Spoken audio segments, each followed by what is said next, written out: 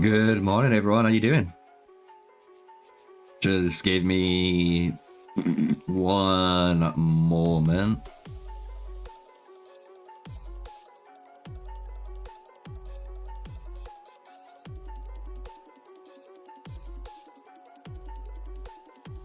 Oh, we're here. So, surprisingly, today was a shock. Because many of us on my server woke up, as well as server 98218 and 68, our cluster, and Brink of War somehow dropped.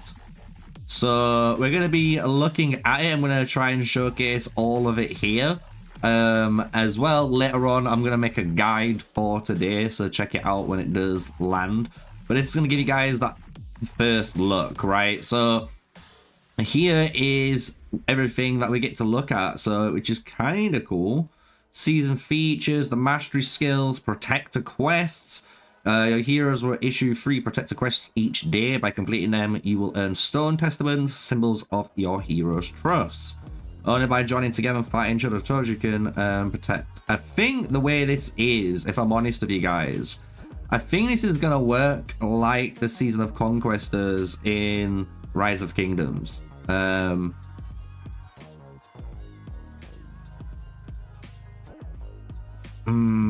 like this type of stuff. Mastery monoliths. As the season progresses, players get up to 5 mastery monoliths, which can be used to activate mastery skills. Use stone testaments to unlock random mastery skills and activate them on monoliths to expand your hero's repertoire of their abilities. So basically what this is saying is you can unlock as many of the skills you want, but you can only have 5 active at any given time. So if you want to try and spread it out, 1 on every march, you could do that. If you can somehow think of maybe 2 on a singular march and then 2 on another and 1 on one more, you could do something like that. 3 and 2. We've got the alliance sieges that we've seen and new policies, and this is the map. This is the map. So we've got Burning Lands, a new place called the Valdorin, Darrowlands returned, and then we've got another place called Lunasa. So they're the 4 starting locations of the brand new season. SOS 1, they're nicknaming it now. I'm not gonna lie, I'm not too excited for the map, I'm gonna be honest. I've played Season 1 maps. So I've played Season 1, Season 1 Plus, Season 1 Plus Plus, Season T1, Season T1 Plus, and technically Home Kingdom now. It's just like, I really don't want to see it anymore. So today though, on a positive note, if you look on the map, there's some new icons, boys and girls. There is some new icons, and these icons are the Brink of War special mobs. So you can see here is a green one. If I kill the green one, I'm only going to get personal points. However, if I can find one.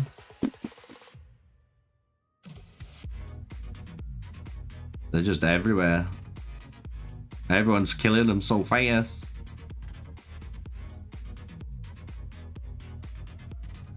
There we go. So there's one here. Oh, there's these ones. And you can rally these ones. So these ones are the elite shadow trolls. And the way the rewards work is anyone who participates in the rally, you get a split amount of points. So the more people that join the rally, the less points I believe you actually get in this, because it shares it about, it splits the personal and the realm together. So I am gonna roll one just to show you guys this, so you guys can understand what's kind of going on. And by doing that, if we go to the Brink of War screen, so this gives you 20,000 points in a realm. You see what I'm saying? Elite Shadow Trolls. This is kind of what you're going for at the moment. Trying to get the realm ones up. Defeat things by Shadow Trolls. So The actual rewards, I'm gonna be honest with you guys, I don't think they're good. I think they're absolutely dog shit. Because you're only gonna get stars, and you get these 2 sculptures when you're training troops, which is nice. The 2 sculptures here is really nice. But when it comes to the chest, you're getting so much speed ups, bro. Like, it's just... And then on top of it, guys, your realm, whoever wins, like I said you guys, it's an all damage dealt bonus. So whoever wins gets 3% extra damage on everything they do. And then you got 2%, 1%, and then if you're on rank 4, you get a CP recovery speed bonus. So technically you can level up heroes and stuff. Rank 5 gets Legion March speed, which is actually not a bad one. If you're going to lose, I'd actually want to be 5th, you know? Get that March speed bonus, makes more sense. And everyone else is going to be Hero XP. But when you go to the personal ranking rewards, it's kind of insane. But these rewards are going to be for the spenders, right? You have to think about it logically and you know, be reasonable. No free-to-play player or low spender are going to get any of these rewards I'm going to showcase, by the way. So you get rank 1 gets 50 heads, which is kind of nuts. 40 gets ranked on rank 2. Rank 3 gets 30 heads. Then at rank 4 to 10 is 15. 11 to 20 is 10. 21 to 50 is 5. And that's it, guys. That's it. Doesn't matter. Everyone else is just getting, like, some stars, which is okay. A couple of 8 hours. But it's nuts. It's nuts. I'm already making a rally. What do you mean? See? I already have one. Yeah, I'm still in OKS. NASA, OKS, I don't know what you want to name them.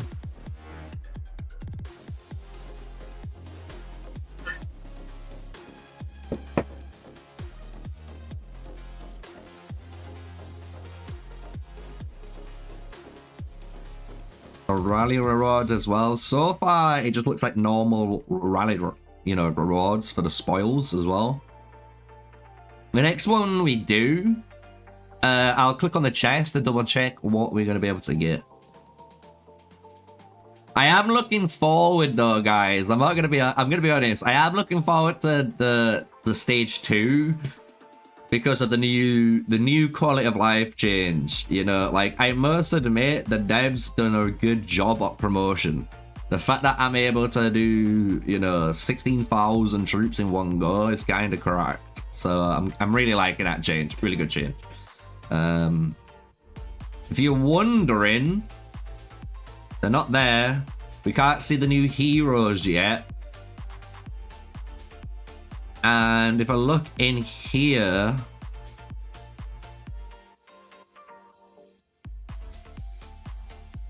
yeah, there's no emojis even, so you can't even try and, you know what I mean, do the old cheat method. They know, bro. They know.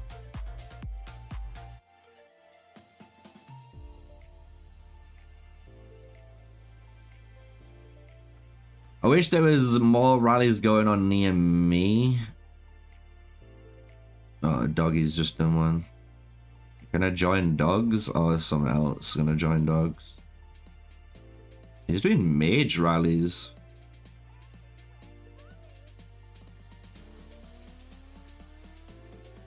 Crazy.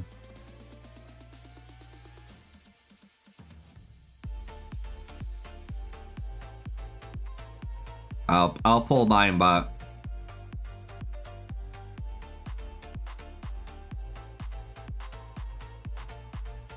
Alright, here we go. Well, city location. What do you mean? Just go to the war section. Go to the war section, my coordinates are there. Big brain. No brutal activity right now. It's too early at the minute. It's technically 10 o'clock in the morning UK time. So for all the United States people in the Alliance, which is quite a lot of them, it's pretty much bedtime. They're all asleep. It's like averaging between 12 to like 4 o'clock in the morning.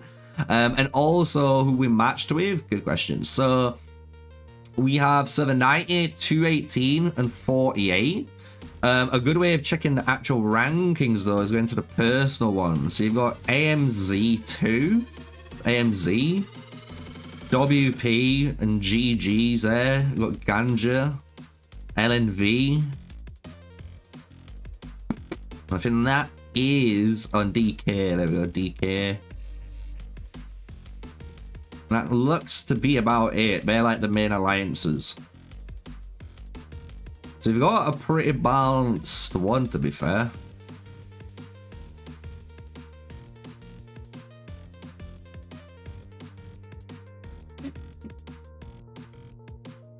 Anubi's MZ strong? We don't know. We don't know. They've got super good activity. I'm not gonna lie, brutal activity is online on AMZ because they are taking the cake. I think because they're either, look, 218, they're 31.8. Server 90 only just overtook them because they were rank 1 just before I started my stream, yeah.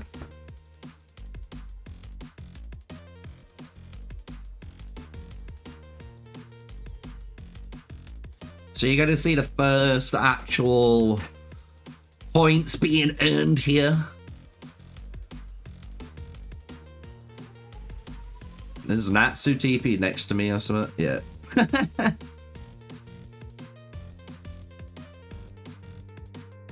Natsu, just kick the other guy out and just say you got me as your partner. Just type it. It's all good.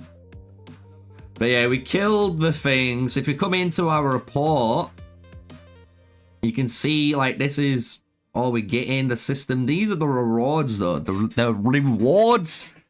Not too bad. Not too bad. Yeah, because the new season we're on is the brand new season of Strife. So we're going to be going into all new stuff. New Home Kingdom and that. But yeah, look, not too bad. 24k XP, a bunch of XP on your artifact too. Not too bad, not too bad. But then, now if we come out with here, you can see, look, I earned 4,000 points for that. So each one is 4,000. And yeah, it's gonna cost us as well, rally-wise. Yeah, still 150. So to be honest, do you know what? I wonder, chat. I wish there was a talent.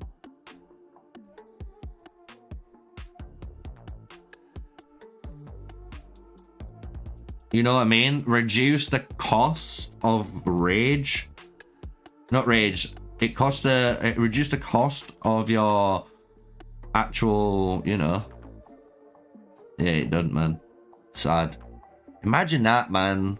Like, reduce the rally cost by like 25 CP so you could get more off. It'd be so good. I wonder if you can search for them. No. Can't search for them, so you actually have to find them yourself.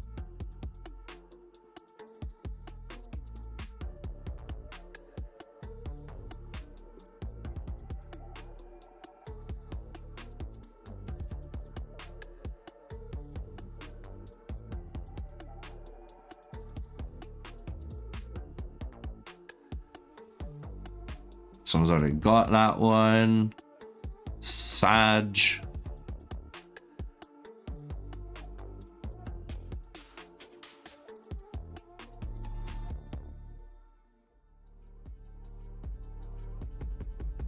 Yeah, I wish you could find them. Search for them yourself. Like, there was a way to search.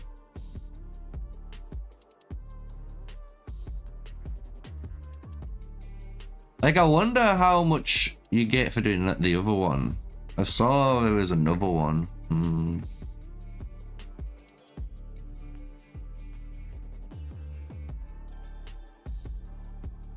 Bruh, this is so AIDS. This is so AIDS already.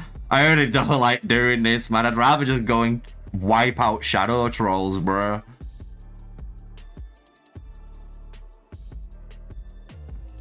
We found one. Oh. Well, do you know what? We're gonna just send Nika, bro. Fucking nth. So it's weird. The way we're doing it is we're doing pairs. So how to get points? It says during the event, shadow trolls will appear in your realm. Defeating shadow trolls to gain personal points as well as realm points. When this phase ends from this point on, bam, bam, bam, bam, bam, bam, bam. You get 4,000 points personal for each rally. So, in theory, yeah. Like, I'm just gonna say, like, do we...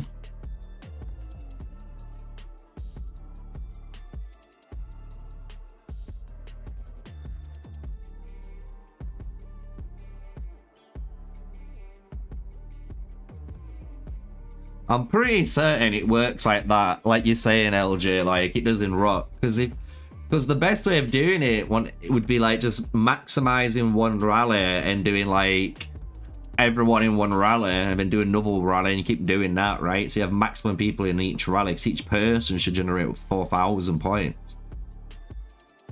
But if you do pair rallies, you're getting more rewards, so...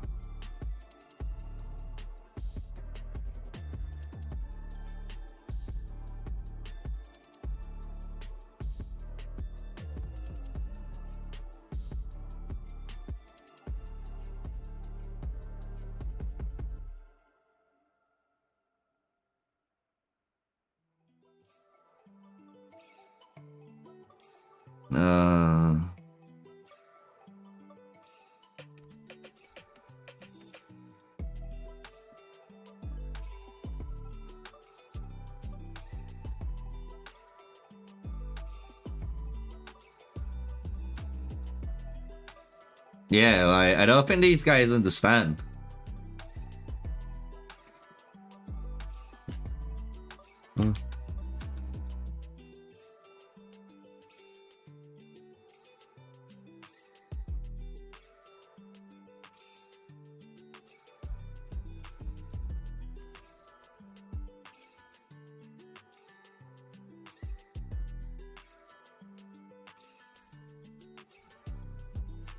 I'm pretty certain.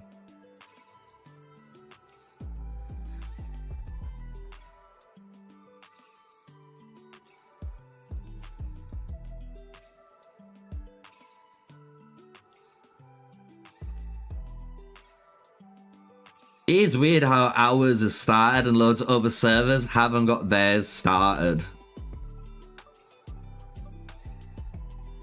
Natsu, where's your rally, bro? Where's your search, man? I need you to start searching harder, my friend. Gonna send Cav 15 minutes. Never mind.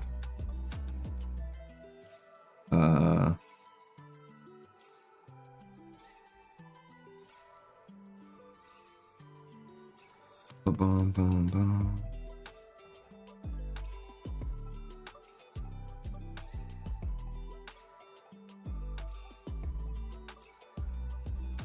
If you want, do you want to just TP somewhere, Natsu, and just fucking rally?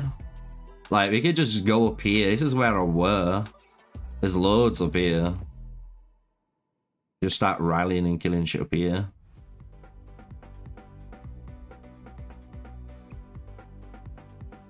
I can go back to my mana tree then and start farming mana, you know what I'm saying?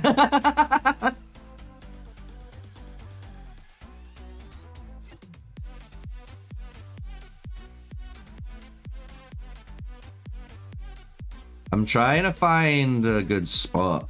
One sec. I want to find somewhere where no one fucking is, bro. Like fucking here.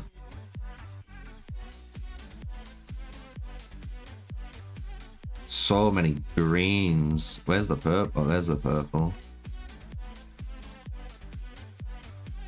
I want to find a good spot, chat. There's so many greens. Motherfucker, dude. About here. Need a necro. Green, green. Green, green, green. Green, green, green, green, green, green. Wrong green. Ooh, purple. Purple haze. Green. Green, green. Motherfucker, bro.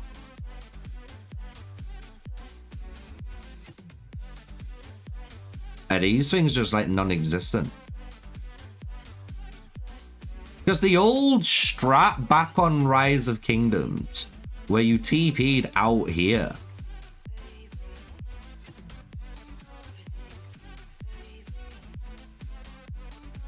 Like in zone 1s, and you just murdered marauders, but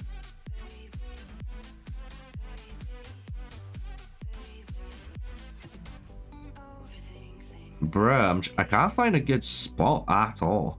I want a spot where I can just look and it's just a fucking shit ton of purples, bro.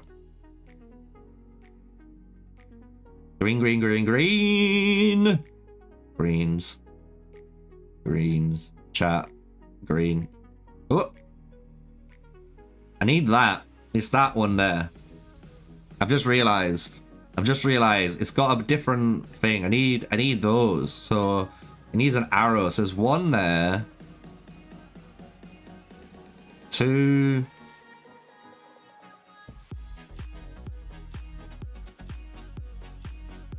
3. Oh, that's better. Right, 1, 2, 3, 4.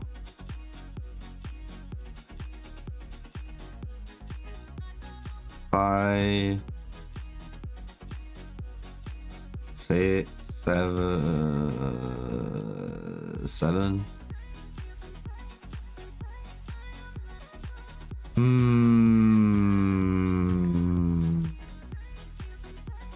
One, 2. This feels so AIDS to do, bro. 3. Like, you know what I'm saying, chat? 4. Trying to find a spot where there's a good amount, like, and you can just keep getting them. There's so many greens.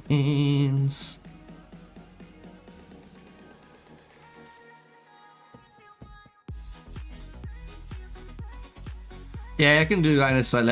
I'll show you all the points stuff in a sec, guys, for each phase properly. I just really want to just find a spot for me and Natsu to just literally sit in and not move. You know? I'm trying to think, man.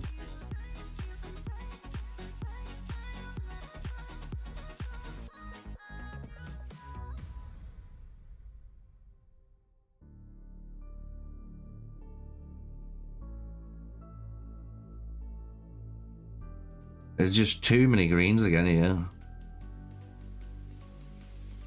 1, 2.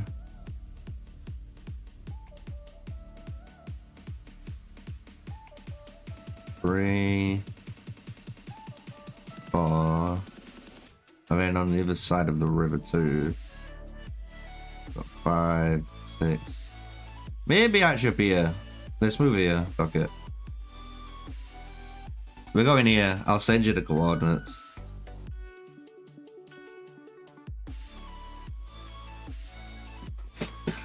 How you doing, BH? How you doing, everyone? Hope you're all good. I hope you're all having a good time. Right, we can showcase everything properly now, right? So this is how to get the points, right?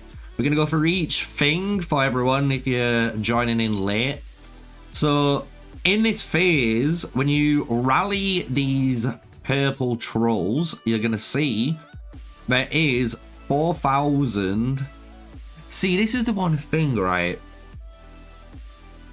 Because technically it works like Rise of Kingdoms. So if you rally, you get 4,000 points, right, per rally across each other. And that's personal points. And they give you good rewards.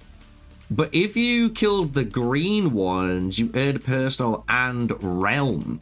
And the benefit of doing that is, you know, you could get 50 people all hitting the exact same green thing, right?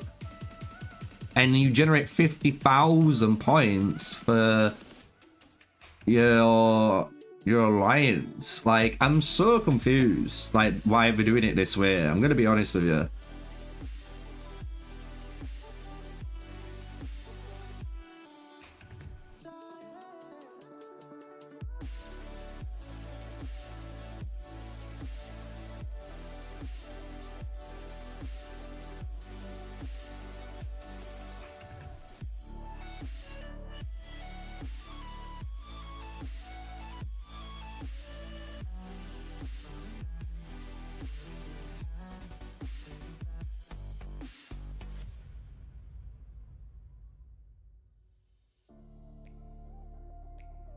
I've got a question.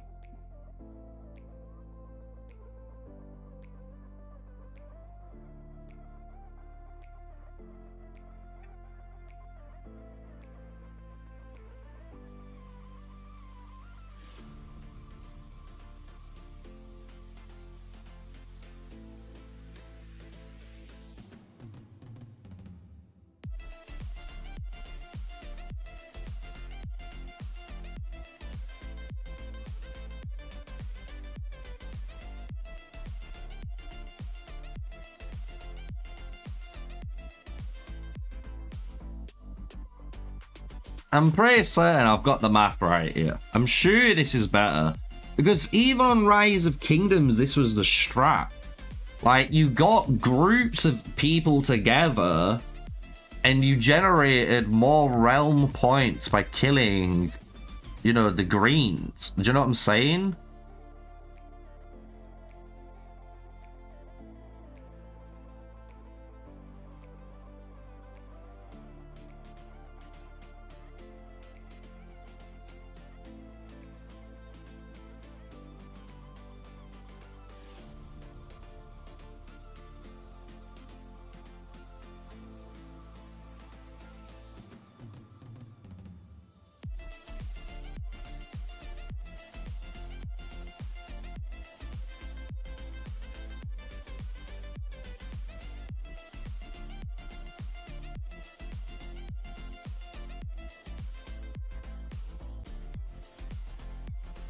Are we back? Are we back? I think we're back. OBS. Bro, I need to get rid of OBS. It's not having a good time. It's good for recording, but it's not.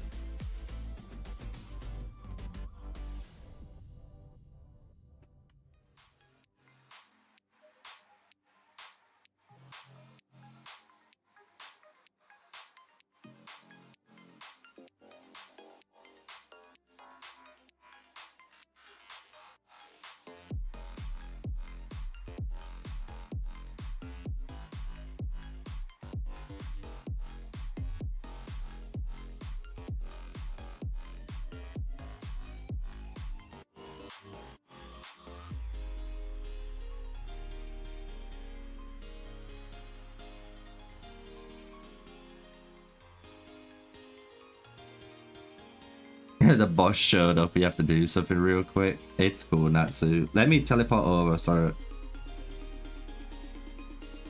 My marches are all back.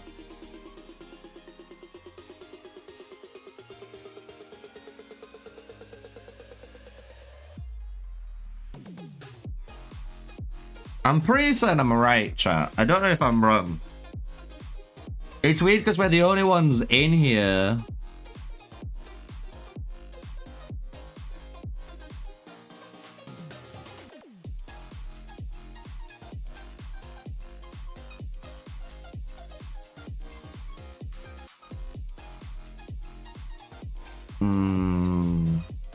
Do you know what? Do you know what I could do? Bruh.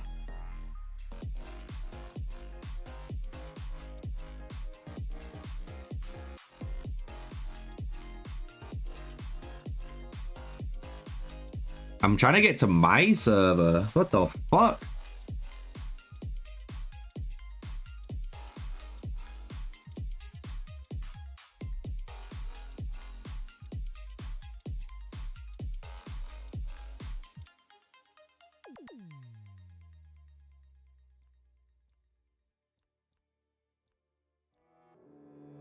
There we go. So we're here. I need to find 2115. There we go.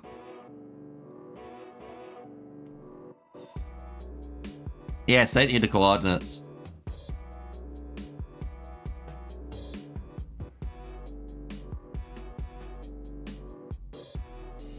Eh?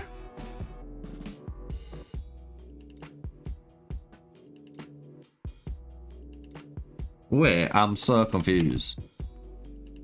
What servers has 218? That makes more sense. 218, chat.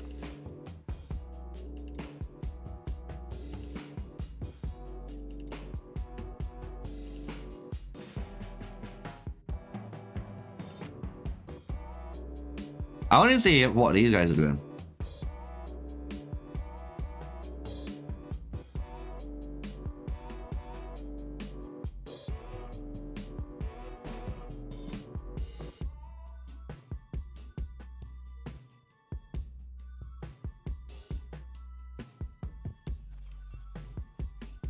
They are doing all this too.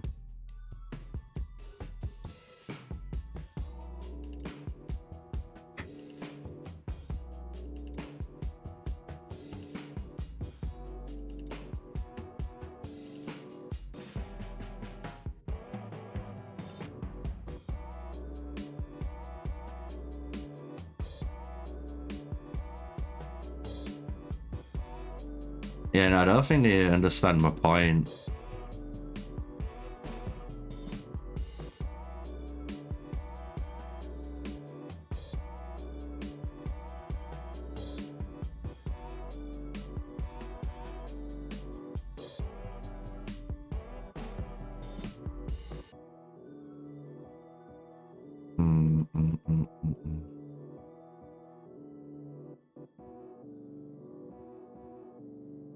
Like, I'm seeing more of these guys having troops out when I'm seeing rallies.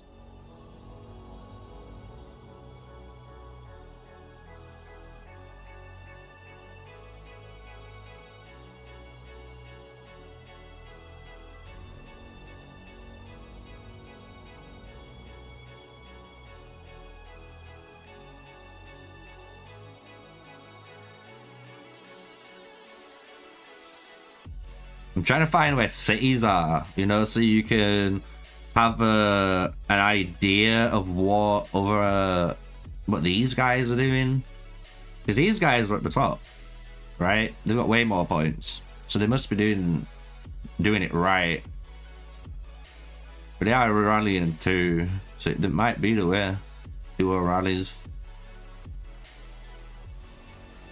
Sad, man. Oh, it's so boring. I'm waiting for you, Natsu, by the way, to teleport.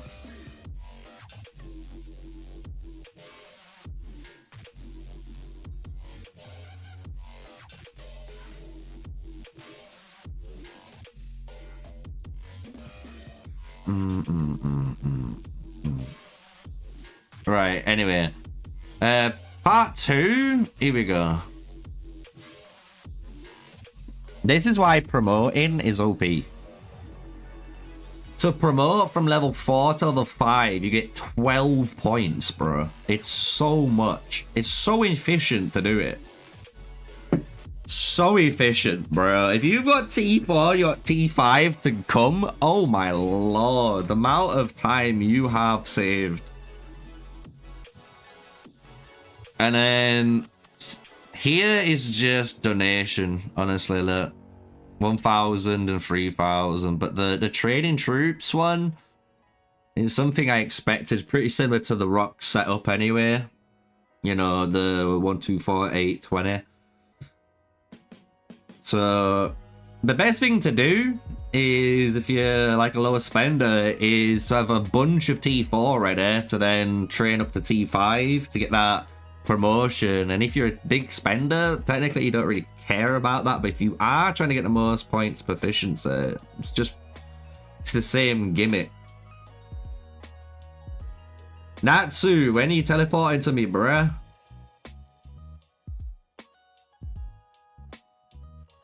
I'm just sat here waiting. I can't set any rallies because my partner's not here. We just need to finish 16 off these three and this one. We just hit 59, almost there on these two. We've been working on our Craig as well. I think I'm going to level up a lot, to be honest. Any of these, you know, heroes when we go into the season, to be honest. We get better high level stuff to kill. I don't know anything to do with allies, no, unfortunately. I've literally, today, guys, I've just booted up and seen this is on and thought, why not stream it for you guys? I was planning on streaming Tarisland, I'm not gonna lie. So I might switch to Tarisland later on, who knows. But at the time being, we'll chill out, we'll have a look. It's sad that I can't showcase anything else properly. You know what I mean?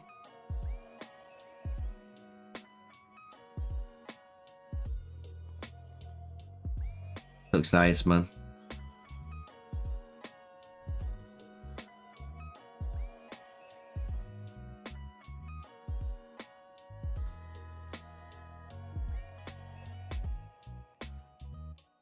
Natsu, where are you?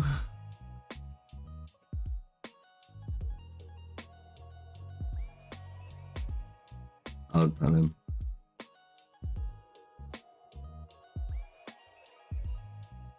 So yeah, I don't know how I feel about this. I'm gonna be honest with you.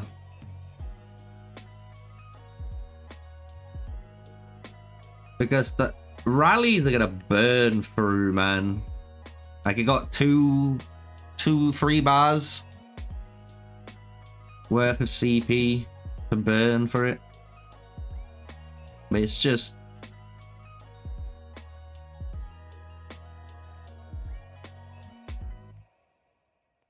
I honestly wished, you know what they did? I'll be honest with you guys. This is what I wish they did. So when it comes to the matchmaking, this is how everything's decided. Look, so you got 90 up top, we're at the bottom, 68 to our right, and 218 to the top, right? So the thing is, I wish they did this map, but just like,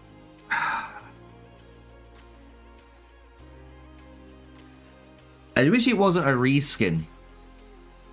You know? I really wish it wasn't a reskin of Season 1. Like, you've been able to make a new name up for it. For these two areas. Why not just change the color of the terrain or something to fit a poison theme and make a poison dragon since you made a poison giant? You know, like, I'm just not excited to play another Season 1 map. I'm going to be honest with you guys. That's it. But we'll see how good it is. We'll see how good it is. I need Natsu. Well, while we're waiting for Natsu, do you know what we can do, chat? I think I actually saw one outside. There we go. We can capture some pets while we wait for him. We'll leave the inf back. Winging bar. Yeah. It's just, I don't know, guys. When you've played the game for as long as I have, and you've invested a lot of time, I think you'd understand.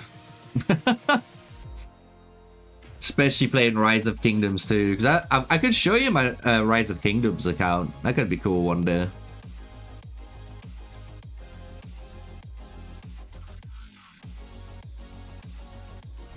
We'll go and capture this one.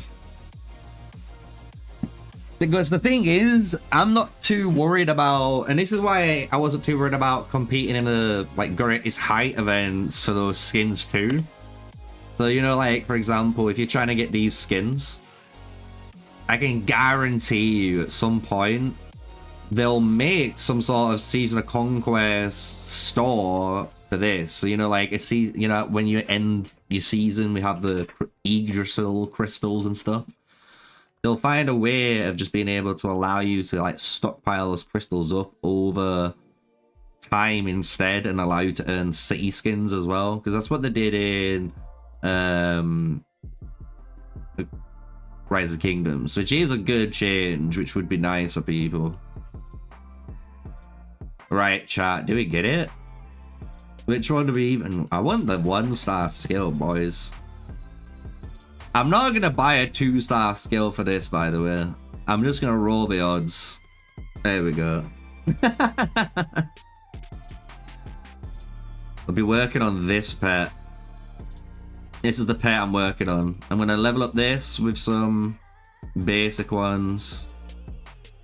Work on this Crit Boy build. Feels good. Feels good.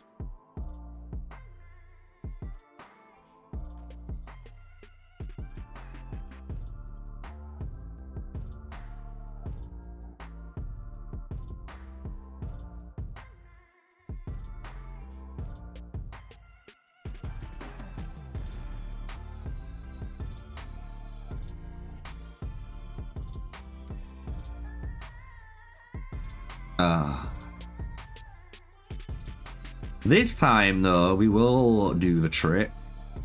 Save. Yosh. Because I do want these. You know what I'm saying? So what we will do is go to the 1-star. Actually, I don't even need to do that, do I? I can just upgrade this. I can just replace this, right? I actually don't even need to do that. I just thought, I was like, why do I need to do that, you know? I don't care about getting 4 of these. I just got a 1-star, bro. Yes. Now I can get 4 of these to upgrade. That's what I wanted to do. So now we can go for Chain Strikes, Angry Roars, and Bloody Roars. And Intense Concentration. Maybe depending on the season, we'll get the 3-star version. Who knows? Who knows? Right, 100 pull. Never get anything good. Is this the day it changes? Nope. Oh, I saw a star and I got happy. I got 1 star and I was like, oh. Your Bertrand was lost to getting a stone? Oh my. Guess what happened as well, chat? I wish I actually hit the recording / I was able to. But, you know when you do your daily stuff, right? Like your daily chest, your daily, open, like your free opening, right? Today, somehow, I was pretty lucky and I got a Kingslayer. So we have level 4 Kingslayer now.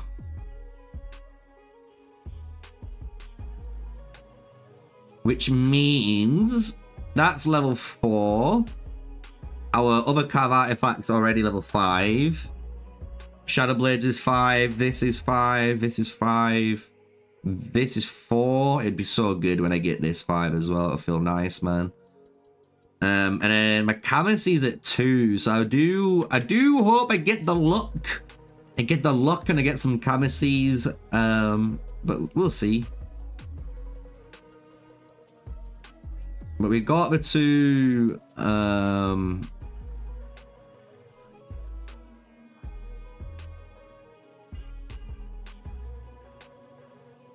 I'll send her the cav.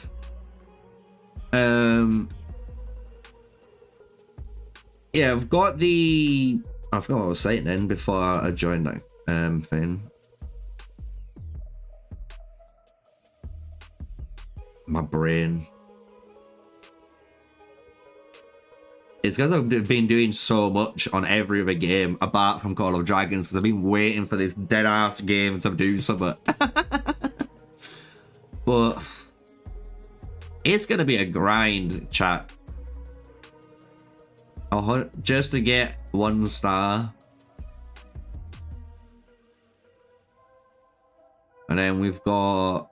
This is probably the one where it matters. I'm going to be honest with you guys. D1 doesn't really matter too much. I'm going to be honest. Because that will get blown out of the water depending on what servers you're going against. Because people will be training fucking hard, bro.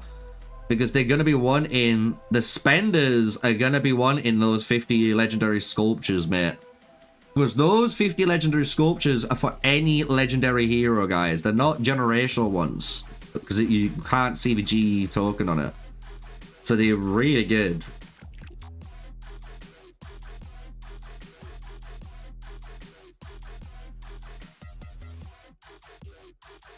Oh, we got a partner now anyway, so I can set my own rally going. And then when Natsu comes, Natsu can start a rally, but I can join his, and then it'd be nice. Nice and fast. What's your guys' thoughts? What are you guys thinking? Are you guys... I don't know, let's say, are you guys hopeful for this season? Do you reckon it's going to be good?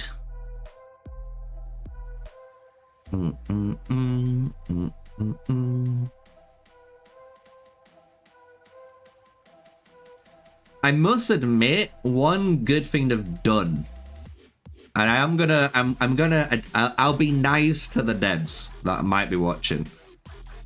One thing they've done really well, and I can showcase it with live draw. So if I go and just boot up live draw for you boys.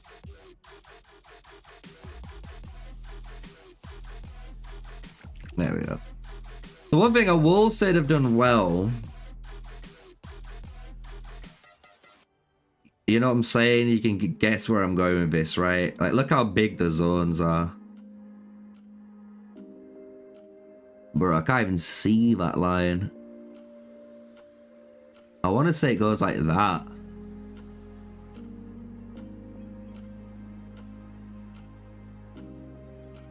Like, look how big the zones are. I'm going to be honest.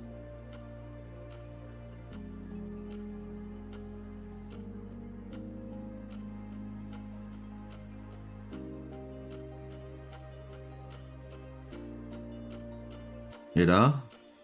And then you got... Technically, if I do it right, you know, you could do this then.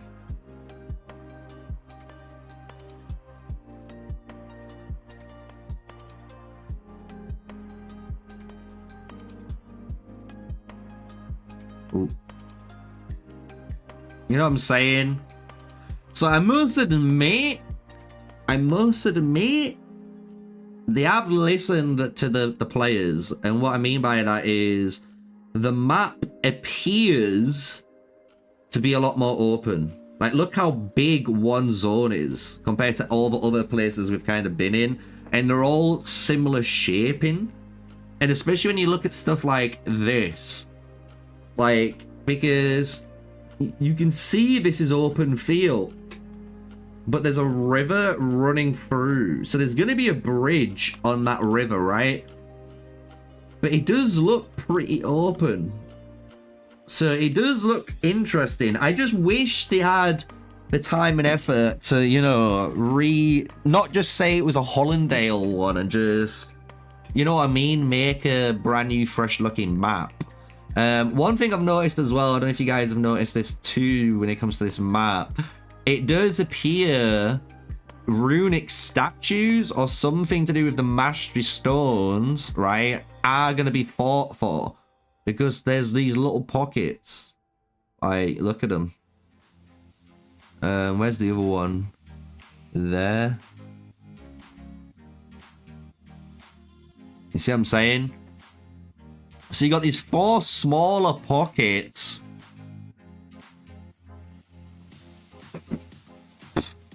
know?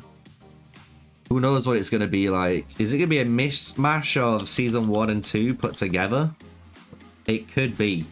It really could be. When you go on here, you see the season features or season overview. It's pretty much the same. Passes, Flame Dragon. Mastery skills, protected quest, mastery monoliths, 4-way struggle.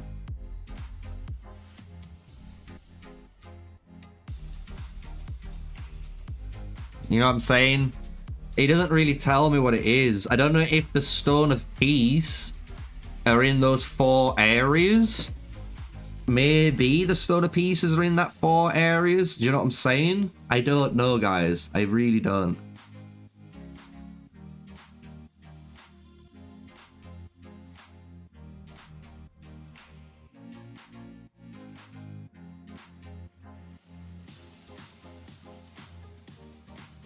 Gotta wait for Vico to do hers.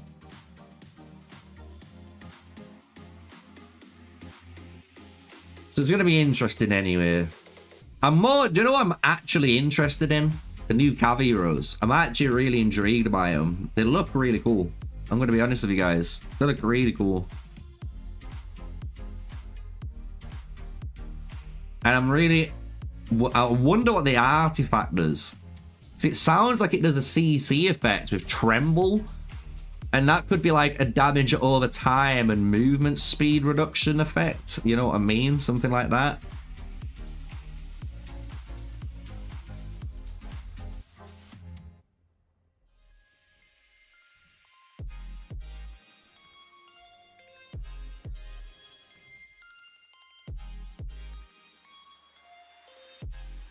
You know what, we'll start recording just some gameplay, so later on we can use it. Do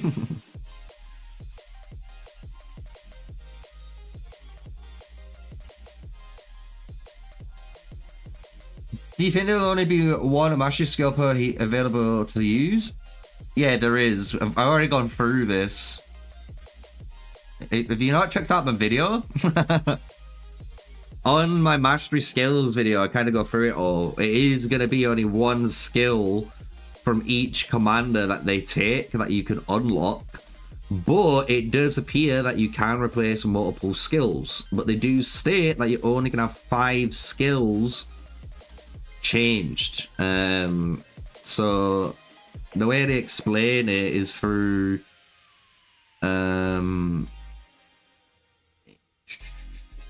here, so the mastery monoliths. As the season progresses, players will be able to gain up to 5 mastery monoliths, which can be used to activate the mastery skills. Use the Stone Testaments to unlock random mastery skill to activate them on monoliths to expand your hero's repertoire of abilities. So, you're able to unlock one of these skills and then go and, you know, technically you can unlock 24 skills, but you only can use 5 of them at any given point.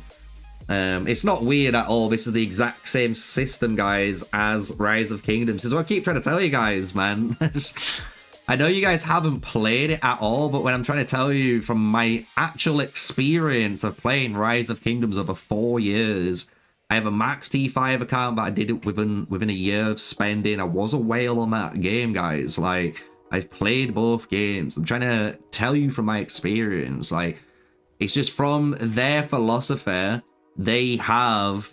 they only give you 1 skill, because if they give you 2 skills from a hero, that's when it technically open a can of worms. The more skills you add into the pool, the more you can break the game. And I already know certain ways that I'm going to break certain hero combinations. And they're going to have some hot fixes ready. Let's just say that. Let's just say that. Let's use these. Leak it. Can't leak it yet, boys. Do you know one thing I'll tell you guys now, though, in chat? So, obviously, there's only the Generational 1 heroes as of now. maybe in the future, in a future season, they might give you generational 2 heroes and generational 3 heroes, because that's what they do in Rise of Kingdoms. There is times where you're able to get different heroes, even if you don't earn them, in KVK 1, which is our generational 1, and then KVK 2 and 3. So what that means is, hypothetically, Theodore, Zeta, Forendil, Toha, and Goresh Skogil, you know, you name it, all of them have the potential to become a mastery skill. And all I'll tell you as one little leak from me to you guys is this one. If you're able to get this skill of Theodore, so if there's a dev watching, I would very highly say please don't do this. But if you get this skill on mages, it's broken, because mages are going to get a 60% hero skill damage bonus very, very easily, because Scorch and Snare and Freeze are all different debuffs, and that's not including any debuffs from your talent page. So it is so insane what could potentially happen in the game. And this is what happens when you cross over skills. So that's why the devs have done, honestly, a good job of picking the right skills. Even though I don't like Garwards, there needs to be a garrison skill in case there needs to be a garrison meta shift and you're able to beat them with a skill swap. You know what I'm saying? But that just showcases the potential of what you're able to do with hero skills and swapping them out. So it is going to be very creative to see what certain players think of when it comes to the game. But that just showcases there the potential of what could be broken if they allow future heroes to come in and stuff like that, right? And the thing is, I have my Magrat, and if I could have maxed out 555 Magrat and I have this 4th skill unlocked, I'm just going to be honest with you, why am I not running, you know, a 20% extra normal attack and counter attack damage bonus on it? Or even just giving her an additional 20% normal attack damage or 10% hero skill damage bonus on my Magrat, because I don't need the 4th skill. It's pointless. You see what I'm saying? So, like, there's some really insane and good things you can do with the new heroes, especially with my Syndreon, that I'm not gonna tell. So I can't wait. It's gonna be a good time. Cavalry heroes are, by the way, cavalry players are the best. Cavalry will have a load of fun with this patch. I'm not gonna lie. If you know how to play calves and you know what the potential of them are, there's some funky combos, because I've been speaking to one cav guy in secret, and oh my god, I don't want to go against some of it. I really don't. I really don't want to go against some of it. Oh, it makes me want to puke what I know. Oh. I will do a video soon on it all, don't worry. I will give a good video on some of the insane combos you can do. Like, oh, they're filthy. Like, fuck me, they're filthy. I can't wait for my Goresh. Let's just say that. My Goresh, bruh. Everyone knows how good a 551 Goresh is. Imagine you're a T5 player right now who listened to me. They didn't really go for the super investment because they didn't plan on, you know, being a rally or garrison leader, but they only want an open field. They are laughing. Bro, they are laughing right now because you're going to be able to get removed this talent for so much. Oh, Jesus.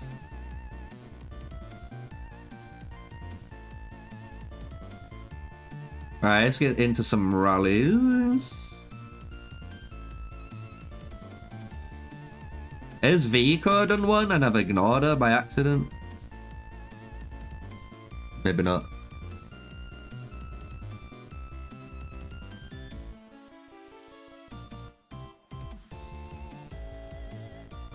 in this skill for Goresh, that isn't a bad one, to be honest. I'm not gonna lie, it isn't a bad one either. Because you're giving Goresh 20% HP and 7% extra troops, bro. Like, what the fuck is that? Like, you're gaining 20% of counterattack, 15%, 20% HP, and you reduce all damage taken?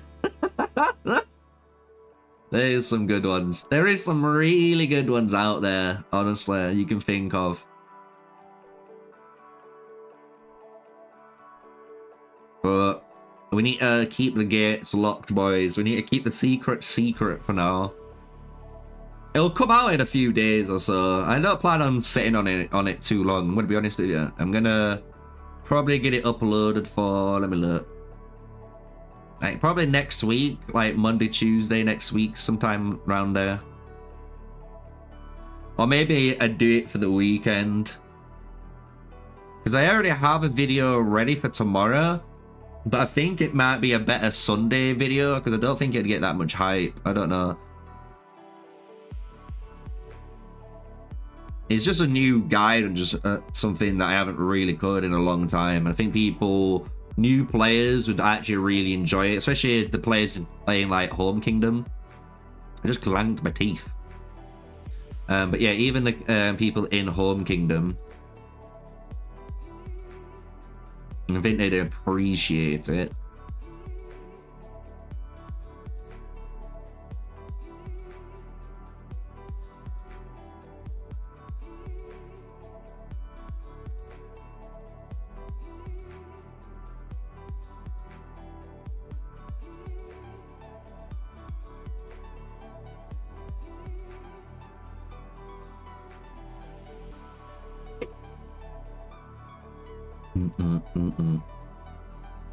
You know what's even more funnier?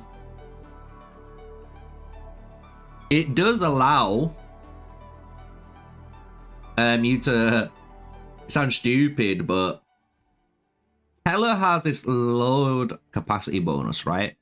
30%, quite a fucking a lot, right? What you can do is put that on your Indis. Doesn't matter which skill. Choose one of these two skills. Probably this skill, actually. Get rid of the fourth skill. Right? Get rid of the fourth skill. Because that allows you to have a gatherer in your alliance pit that has 20% gathering speed bonus with 7% extra legion capacity bonus plus the 30% now from Keller. So I'm just saying, you could probably put that Indis and Keller combo in your mana well and just leave it there for a while. Let's just say that. That's a really fun one for like the farmers out there. Like they'd be like, wait, what? Yeah, you can do that. I'll tell you guys that one.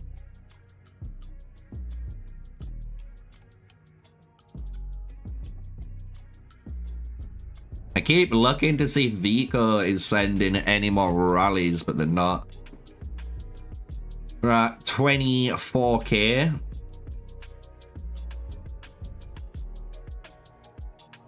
Yeah, I have no clue what that says, Mustafa, my friend. I unfortunately don't speak.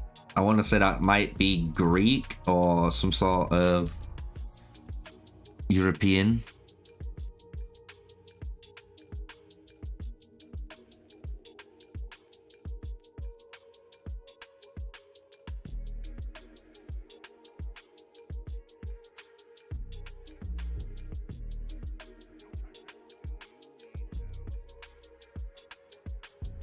I'll put you in the video, Natsu, just because I'm nice. I'm joking. But I will put you in. We'll just put it in somehow. We'll figure it out.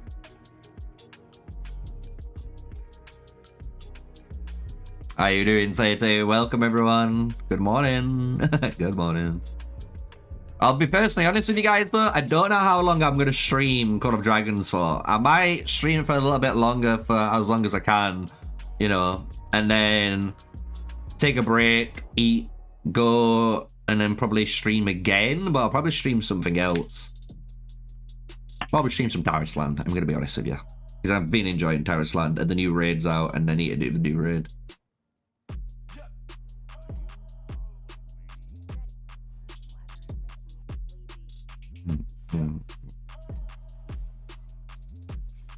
Bro, the Nika's rally damage for peacekeeping is pretty good. It's pretty good. I'm just gonna be honest with you.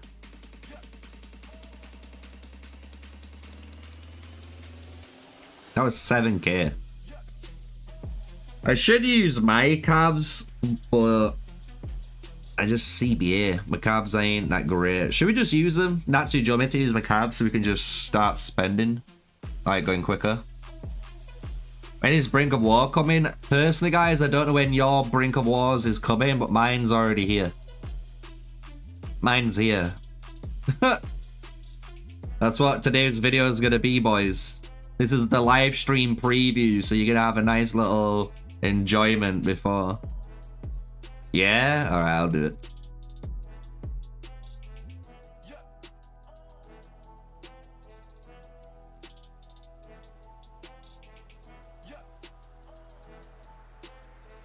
I hope my Emrys is on the speed build. Hey, where did the fuck? Yeah, we are. We're good. We're gonna be zooming. We'll be zooming. Is there one more down here? Yeah.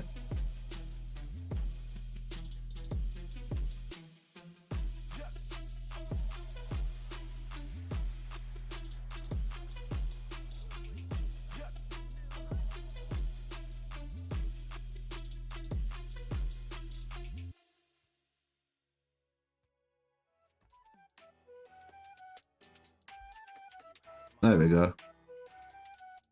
Send it.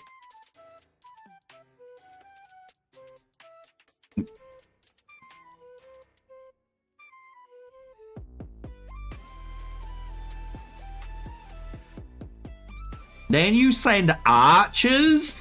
You send the slowest? You're smoking something, Natsu, I swear. You just try to tell me on stream. Do you get a mail or does it just open? So when you pop it up, it kind of, I forgot what it does. It did this little screen, and then it comes off straight away, and then you just press the button. What do you mean the slowest? Archers are the slowest, bro. What do you mean? You need to get the match speed up.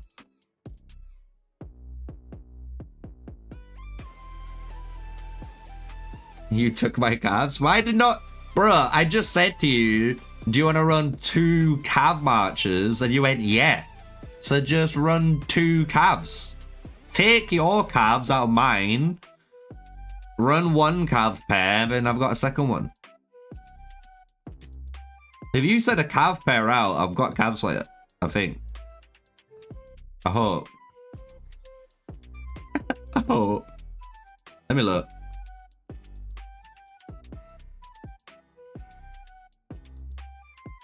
Yeah, bro, we got calves to give you. Bro, I just said send.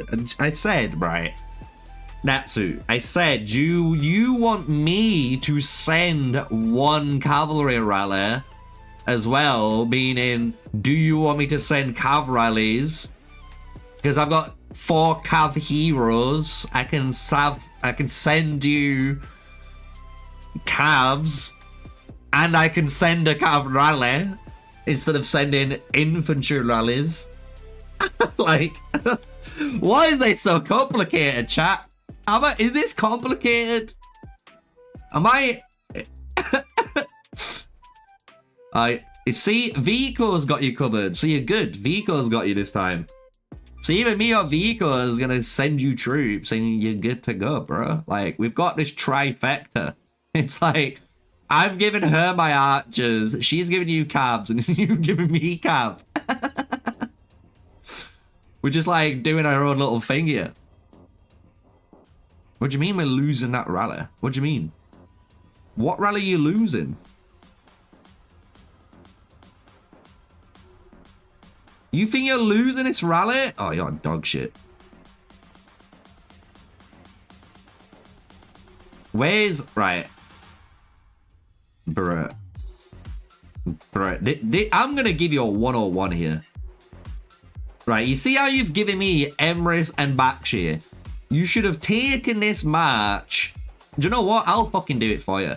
You should kick this match out of my rally if you want me to. Then set up your Emrys and whatever rally. And then you send the Alistair and whoever to fill my rally, which is going to be an Emrys rally.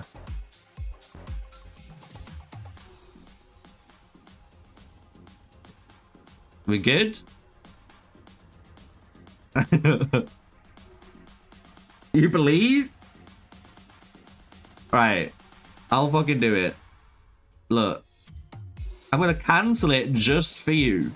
Set up your rally properly, dick.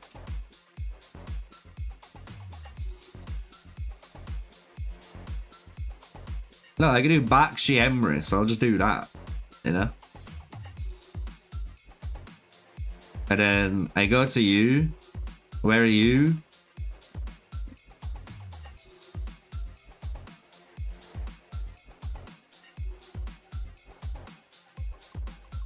There we go. Then I can send you, look, it even recommends me just sending you just anything. That's all you need to do, bro. Like, I'll just get rid of this, and just to make you feel happy about yourself, we'll send the even more cavalry. There you go. All the cav. Take all of my maximum legion cap.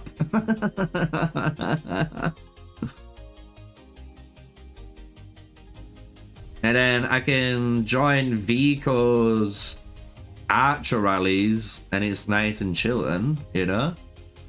Nice and chill. Kicked. I'm gonna kick you and rally you, bro. Oh, mate. I wonder if I get to, like... I reckon I'll be, like, 65 mil, you know? With my march. You know, when I promote my troops. Something like that. Because I think I've been gaining over 1 million almost. When I've been upgrading my... these 16,000 troops. It's a bunch of power, man. It's no laughing matter. And also, if you've noticed, chat, like... we got 56 days on our protection, and we're doing the major one at the same time now.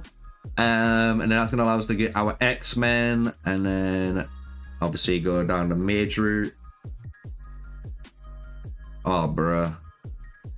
Your target disappeared, Natsu. You're trash. Now pick another one. Pick another target, my friend.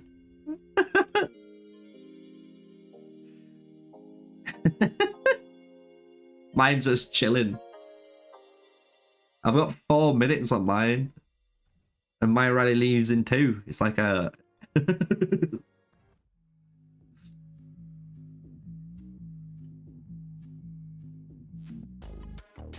Look, I'll find one for you. I'll be nice. Look, there's one. There's probably a few over here across the bridge.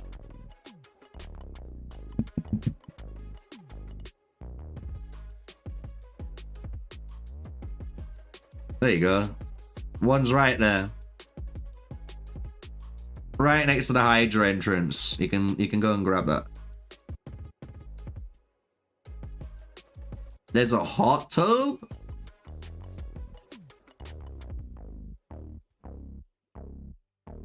No. No.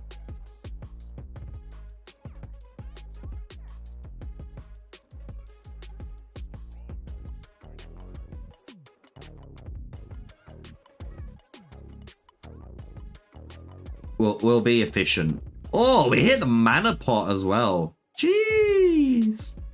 Jeez. We hit the jackpot.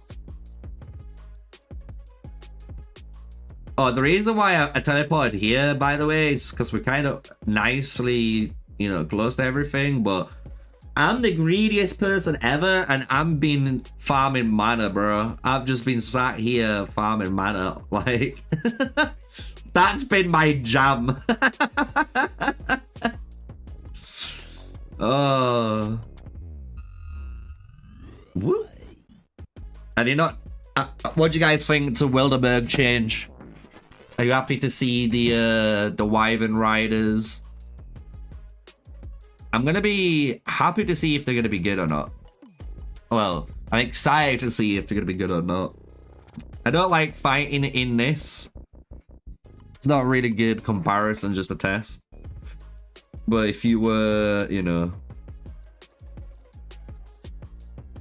in war... Oh shit, hold on.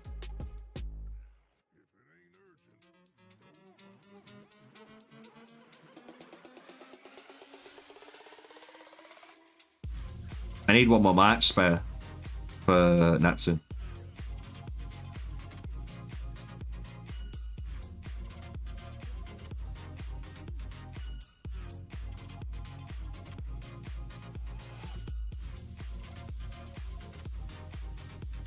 Bum bum bum bum bum bum bum bum. You do get some okay, you know, the like rewards from it. It's okay, but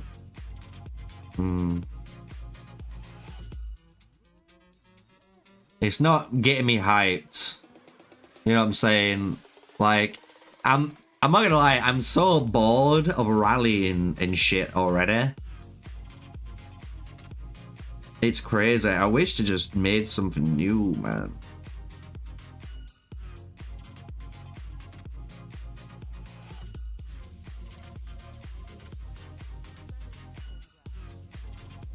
There you go.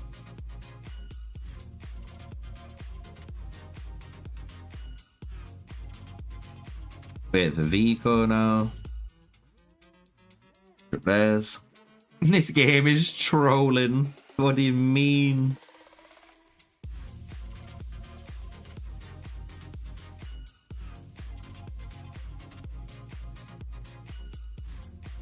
Yep. Yep, yes you do, Tay. But congratulations on the 24 beacon. Like I said, guys, when I was in NASA the first season, so last season, legit, I got my 5,000 treaties in that one season. I just focused in one season. All I did was focus on that beacon, and I got it. I'm gonna be honest with you. And then afterwards, I just did the same thing with the Watchtower, and I got that done even quicker. I think the Watchtower is easier to do. A lot easier to do over time. Yeah, $200 worth of gems, my bro. You just need to hope and pray you get some gems from the Alliance store. Because you need to get VIP, bro. Like, this is OP. This is what I've been doing. As you can see. Like, all my gems, guys, have been going into this. This feels like a hack right now. Like, being able to buy this for 600 gems is a hack right now. And it's going to be a matter of time until the devs get rid of it. And I'm taking full advantage. Look, I've already started stockpiling back up from my big pushes I were doing. Because I've got literally no speed, like universal speeds. I've got training speeds. You know? Like, I just don't have anything else. Because I went all the way into here. But yeah, 600 gems. You heard right. 600 gems for 24 hours. It's fucking ludicrous.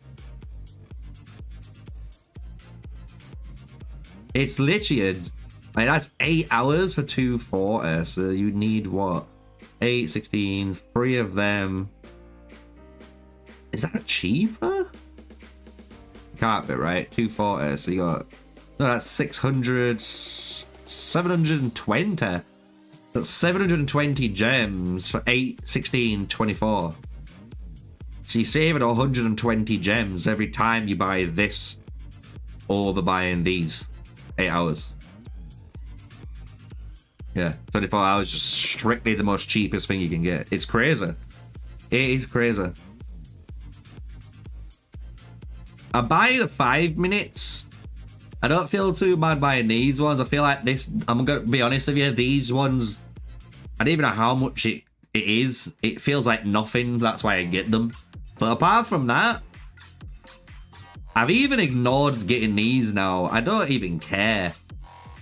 If they unleash a new epic hero, cool. That is legit the frame of mind I'm in right now. Because it's just like,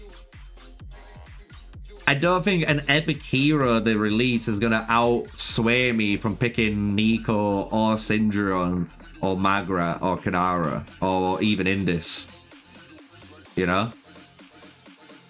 There's no way. No way in this God's earth.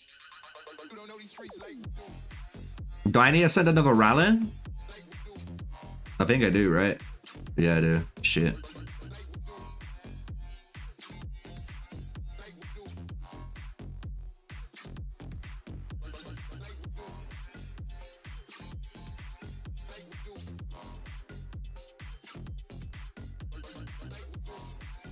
What's this one on? 4 minutes? Oh no, wait, what? Yeah. Oh, there's one right here, bruh. There's one right here, bruh. Send me your infantry, bitch. Send me your infantry. It's so close. Let me nuke it.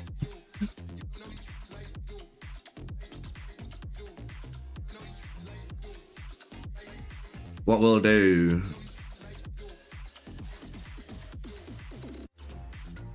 We'll have a look and see what's going on. We've got Neon BTR. We got all of this craziness. Check out 24 time. Let's see if anything's going on. Let's see if the game's exciting. It's not looking too bad. Ha! See how I did there?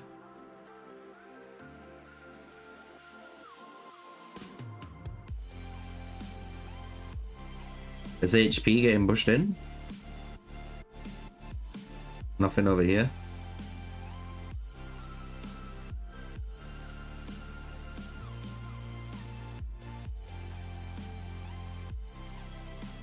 Ian and a ride.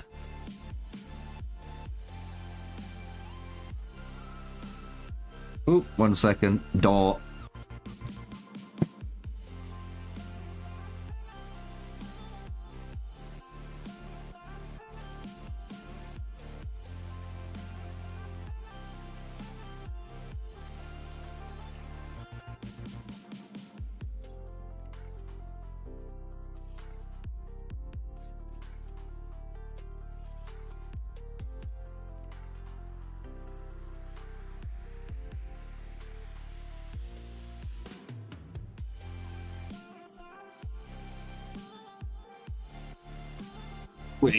Random deliveries. You love a good random delivery, don't you, chat? I didn't even know we had one. The girlfriend obviously ordered some. No clue what, but it's here now. Return.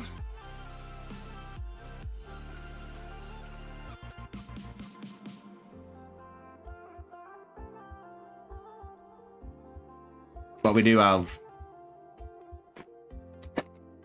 I got some what's-its or cheese puffs, depending where you're from. Let me look. What are you saying on Discord? Oh my god, I've got so much shit.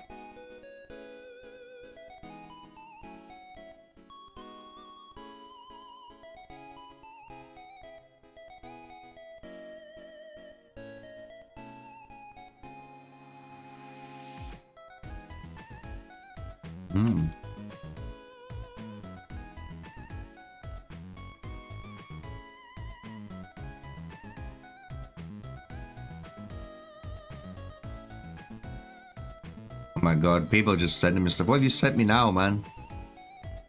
I'm not watching that yet. I'll watch it off stream.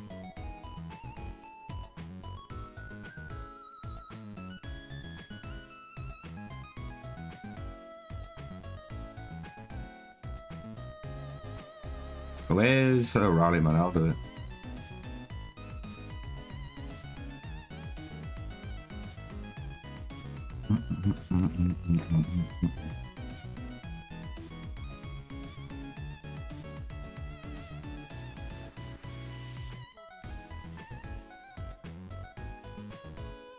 It's a COD video. It might be, but I'm just chilling, bro.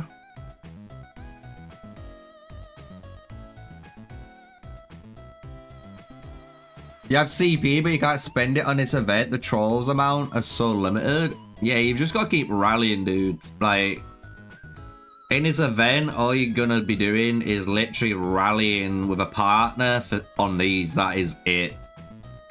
Literally, that's it. It's nothing too fun. I'm gonna be honest with you guys. It used to be, like I say, on Rise of Kingdoms, the method to win in the CP area, what we're doing now, the best way of winning it was to group up and kill these. Because you would have like 15, 20 players all hitting the same order and you're getting the maximum amount of points for it. But in this one, you just want to rally, split the rallies up. And then the rewards you get for them,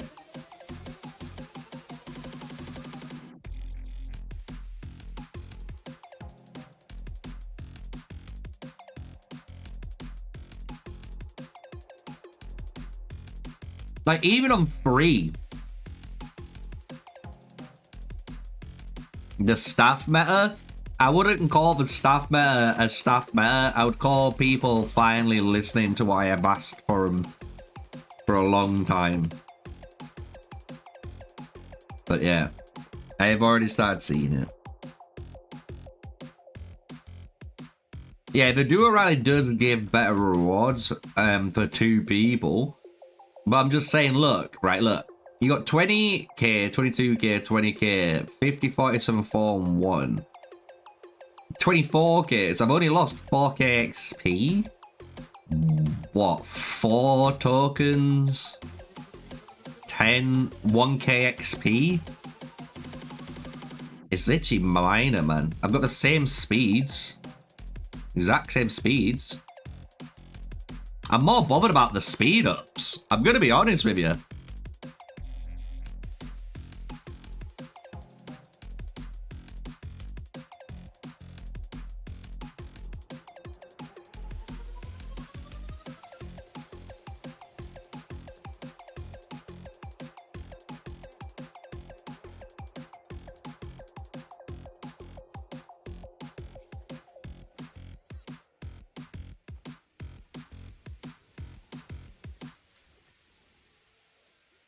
It's so much fun. Yeah, no, I'm not gonna lie, it's fun. I'm glad to see it happen finally.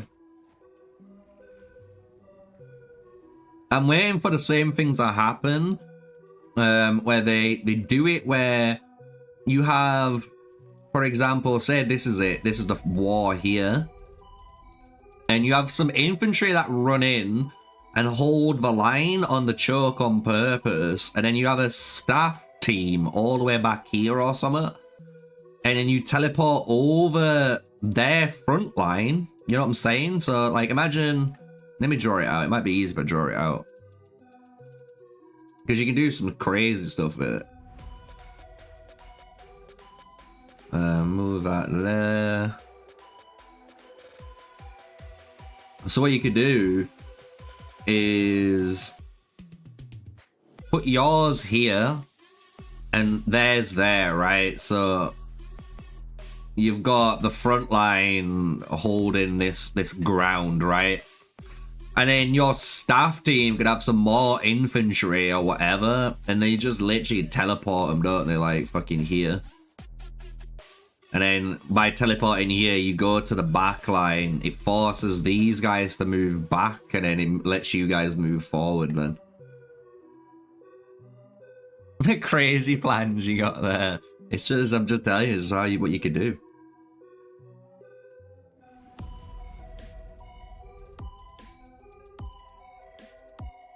I'm waiting to see people start using the Wolfwoman of Halo too. I think cavalry players are going to start using it to support their team. I don't think people realize how strong that artifact is either. That artifact is kind of cracked for cav players.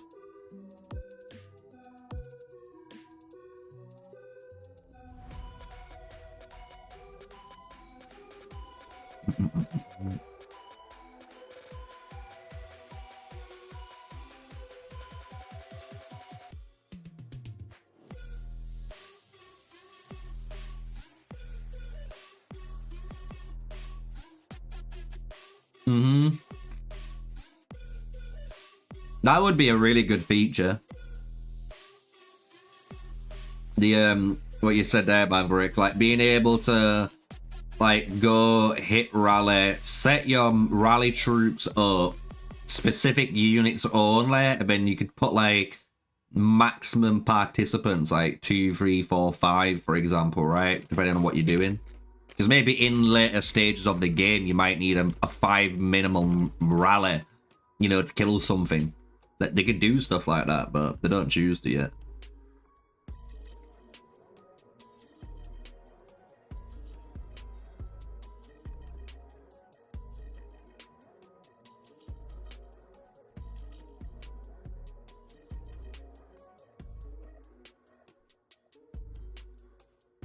All right, one bar's done. Next bar on.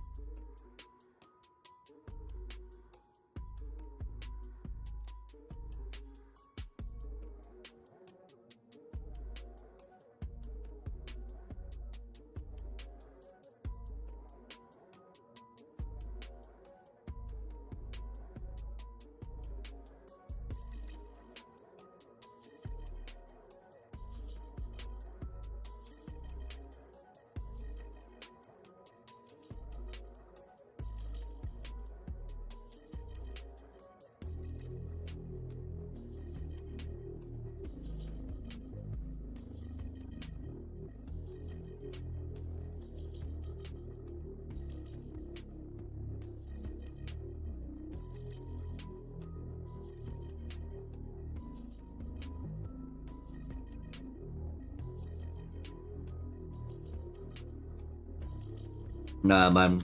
Stage Natsu, I'm not gonna lie, bro. I don't think you realize stage 1 means nothing right now. Stage 2 is where it is at, literally.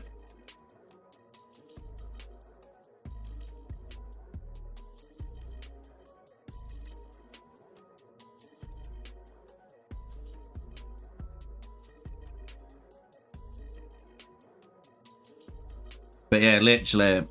Yeah, we're doing the Brink of War event right now. So the Brink of War has started on our server.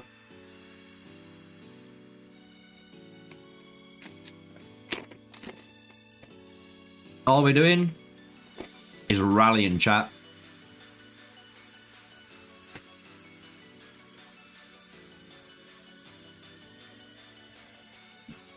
That's all you gotta do. Stage 2 is the training troop stage, guys. That's why stage 2 matters. Stage 1 doesn't matter at all. I'm gonna be honest with you. Because stage 1... So guys, this is why stage 1 and, to be honest, stage 3 have no impact. Honestly, they really do have zero impact when it comes to this. Because everyone, no matter what, basically fulfills the daily needs, you know, on CP and stuff. So you will get 1 and 3 completed no matter what. But in stage 2, there's no limit. You don't have to worry about your CP or anything. You're only training troops. So the servers that have got the biggest spenders and are willing to spend the most to get the buffs matters. So stage 2 is the actual one you care about. Stage 1 and 3 means fuck all. You know? Now to eat, now to lick my cheesy fingers. The best part about eating crisps, agreed?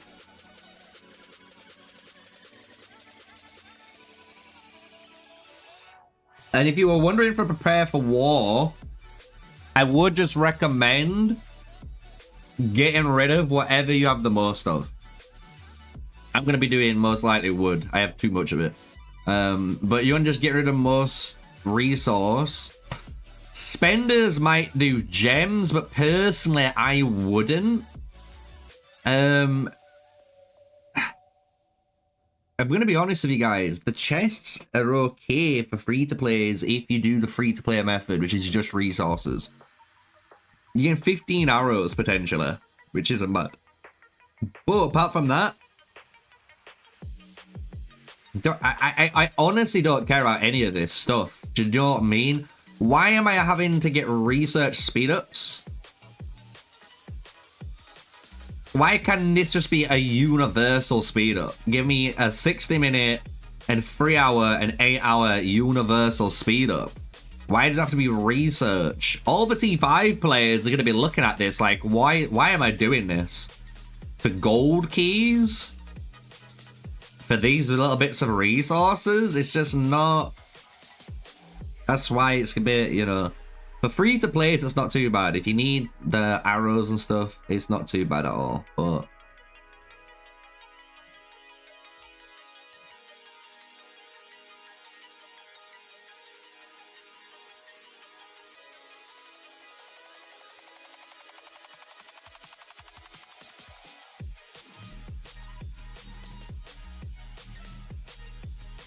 I like how it's Dabfire saying this is just math, but I don't think it works the way he thinks it's working.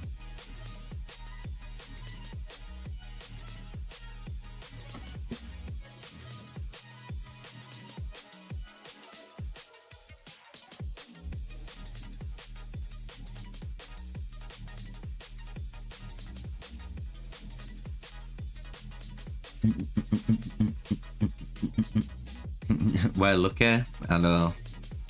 I'm not gonna lie, this is the first time for once I've gone back being ahead of everyone.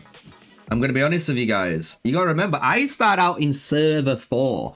So explain to me, as someone who started out in server 4, one of the oldest accounts, you know, in the game, with like the server 3, server 2s, and server 1s that are even older, right? Explain to me how me being one of the oldest players of the game never got access to home kingdoms first. Like, even some of the stuff we weren't getting first. Like, it was crazy. So the fact that we get this first again feels like I'm kind of back on track, if that makes sense.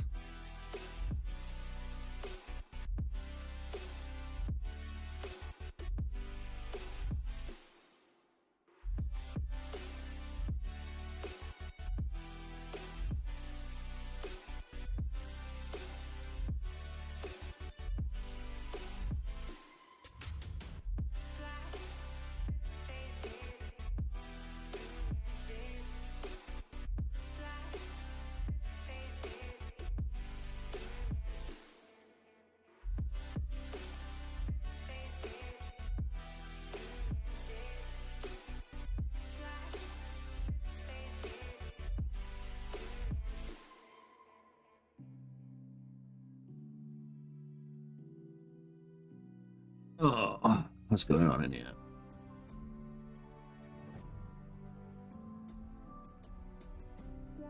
How did I end up playing it so early? I just installed the game, bro.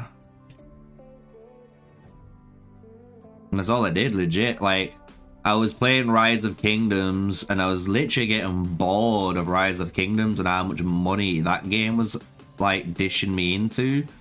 And this game just became just as bad, to be honest. I'm going to be honest with you. Comparing it to, like, you know, other games, but that's how I did it anyway. I knew about it through Rise of Kingdoms, and then I just played it from friends and stuff. Because I was a T5 spender, and I had the, you know, like WhatsApp VIP support and stuff. They let you know anyway about this type of stuff, so we got info, and then in certain group chats that I'm in, we got information about it too. So I just learned about him and just was like, do you know what, if it's gonna be a restart, and it's gonna be a restart where hopefully they take a different approach and make it more free-to-play friendly, like they were saying they were gonna do. You know, they you know, that's why I kind of played it, but they didn't. They've gone back on their word, basically. This game's just basically Rise of... It literally is basically Rise of Kingdoms. People say, oh, moaning and stuff. I'm not moaning. I'm just being real with you guys. If you don't like someone who's being honest and real with you, you can, you know, turn off the stream. You know, it's not for you. But I'm not going to be here to sugarcoat and bullshit you guys. You know? Yeah, and the thing is, I spent loads of money in Rise of Kingdoms compared to here. I think here I've estimated about over $1,000, I think, in total for the amount of days I played. I've probably spent like 1,000 to 2,000 easily. But when I played Rise of Kingdoms, I literally would spend on a weekend way more. Because I was making nearly like 600 a week. If I was making 600 a week, it's just too much money to deal with, bruh. But now on COD, I don't really spend. The only thing I've got are these monthly packs, and then the daily I don't buy that often. I might buy it once or twice. That's it. I don't buy the insight rune anymore. I'm gonna be honest. I don't buy this insight rune thing anymore. I've got every reward for it, so it's just no. I was on 600 a week, Natsu. You just don't listen.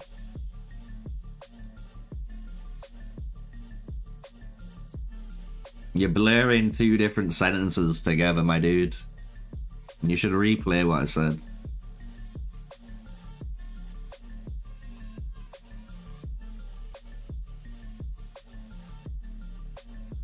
My Kingslayer. This is what I need to level up.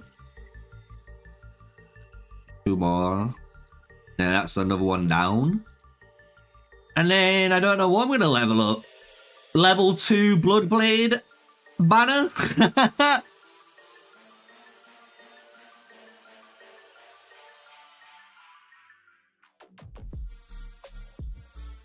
Yeah, I don't know. The thing with this game, this is the whole advantage of it, and this is what I kept telling players. I was like, even if you're a free-to-play player and you can deal with all the bullshit this game's gonna throw at you at the beginning, like I did, even a free-to-play player account right now is absolutely terrifying compared to some of the other free-to-play players. You know what I mean? Like, they are terrifying.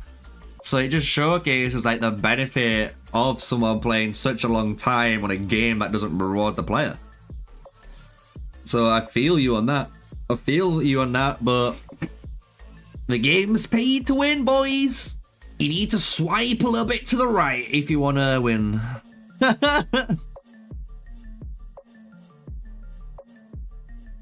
So what's our next quarter? He's close. He's close. I'm in Natsu's. Is mine already done? Am I not in Natsu's? Oh no, someone else is in Natsu's.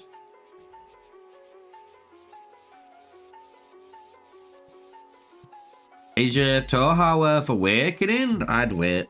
I'm gonna be honest, I'd just fucking wait. You guys are gonna get told, yeah, go and awaken Toha, go and do it. He's an amazing hero, awakened. And it's like, yeah, bro, but how many sculptures did you just use? I was making 600 a week. I wasn't spending 600 a week, I was making 600 a week. So I was making, on average, like over $2,000 a month or something, which is just like a nice, decent wage. And like at the time as well, I was still renting for like a nice cheap place. It was like 400 or 500. No, man, not from streams. This was going back when I played Rise of Kingdoms. We're talking about when I wasn't a streamer. I'm sure if you guys scroll back and listen to the full thing. I literally said before I streamed, and you know, I used to be a mega whale on Rise of Kingdoms.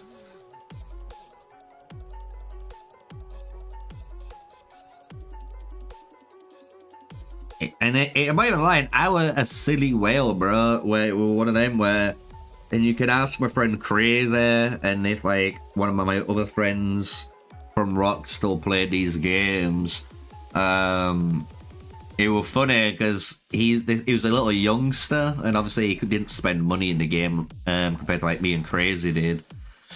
But we'd be like, do you want a gold chest? And he was like, yeah. And then we just gave him a gold chest, bro. Like, literally just fucking unlock one. It used to be just something we used to do for fun because we didn't care, bro.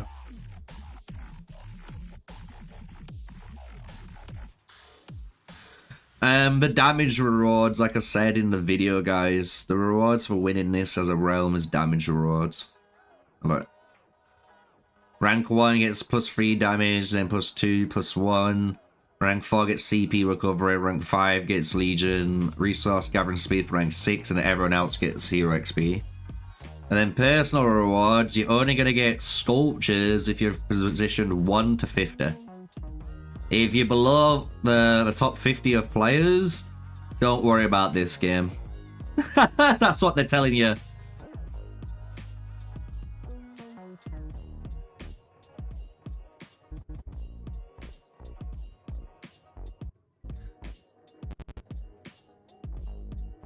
Yeah, no. The thing is, to be a whale in this game is just about when you're spending and how much you're spending and what you're able to do. So my whale account on Rock were max T5, max buildings, I had all the cavalry heroes maxed. And my gear, or my actual gear or equipment, I had 2 full sets of legendary gear. So if some people were going to tell you how long it took me to achieve that, and I said within my first 3 KVKs, they'll tell you I must have been spending and I was a whale. I'm not a Kraken. People don't, I think people don't realize what spenders are in this chat. A whale just means you spend heavy in games, guys. You do understand that, right? So if you're able to drop fucking 100, 200 easily a month, 300, 400 a month, you're a whale, dude. Small spenders, and it's not relative at all. Sorry, no, it's not. This is kind of one thing in the Rise of Kingdoms community and this type of game community that is literally engraved. It's like, if you're a free-to-play, you don't spend. If you're a low spender, normally low spenders only buy, legitimately, because they're a low spender, only buy the monthly packs, the rune, maybe, because it's like 30 quid, 40 pounds maximum, which is the normal way, like, living expense. And then they might add on an extra 60 bucks, tops. And that is it. And they might do that, but they won't generally do that every single month. They will not do that. Low spenders are low spenders for a reason. Whales are whales for a reason. And Krakens are Krakens for a reason. There is a hierarchy of titles for a reason. People don't just get given them titles. So when you think Crystal Tech is coming, technically Crystal Tech's already in the game, guys. You guys, you know, what do you think policies are? I can't show you them, but what do you reckon policy trees are? They're Crystal Tech. And the funny thing is, before, everyone's called out the devs and said policies were Crystal Tech because they had PvP buffs. And back in patch, let me get it. It'll be down here. Patch 1.014.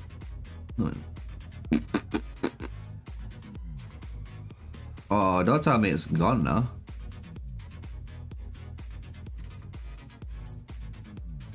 Bruh, don't tell me it's gone. I had it saved on purpose.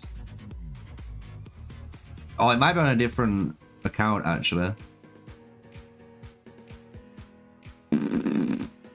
But yeah, anyway, patch 1.014 came out anyway, guys. Patch 1.014 came out on Call of Dragons, and the whole point of the patch was to remove PvP buffs because people were sick and tired of playing a game where, you know, a spender can happily just waste 80 gems, right, and get PvP buffs, while the free-to-play player has to wait and get all of the time done. And they got rid of it, and now it's back. Literally, like, policies is your crystal tech, guys. I'm gonna be honest with you. The way you even earned it is the fucking same. The only thing in that season of Conquest, when you get crystal tech, is you have to do, like, you can do additional quests as well. There's additional quests and achievements you can be doing in the game to unlock more crystal tech, or crystals to get the crystal tech. But it's just, it's literally the same mechanic, policies and crystal tech, but with policies you generally kill darklings to generate it, and then, you know, crystal tech, you use your resources to ensure the building's generating it all the time. That's the only difference, guys. It's the same thing though.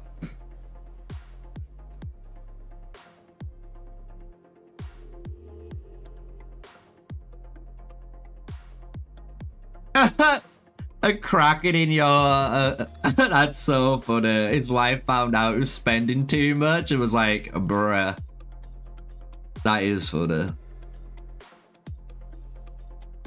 There is some crazy ones. I always say as well, if this is my view now, this is like coming out of what I would call the objective reality of spending. If you're going off low spender, medium spender, and high spenders and super spenders, right? I'm gonna be honest, I reckon there's another title. People kind of say Kraken's the highest one, but when you got players like Nephisto, I feel like they're megalodons, bro. You know what I'm saying? Like they're megalodons. They ain't no Kraken, bro. They're their own thing. They're like a titan. It's crazy when you see them.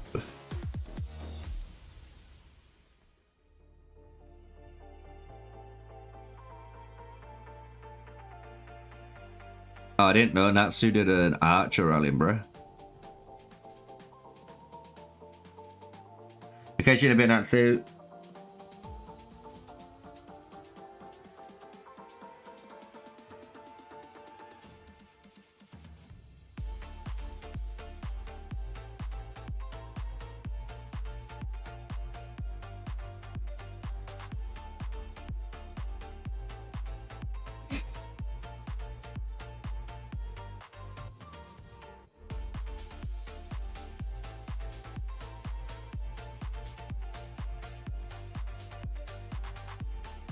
Oh, I've got so much shit coming. What's this?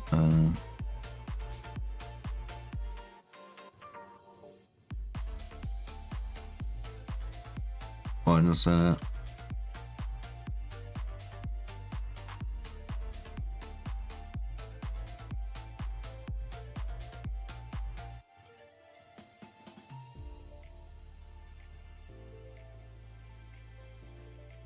I just gotta do some editing work later, that's all, chat.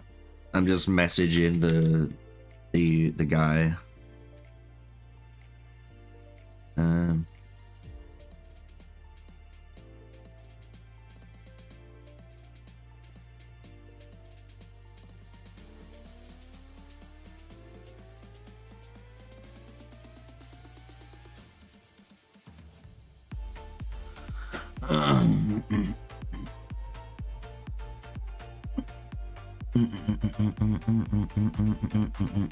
Neff got a hold of shares in COD, probably.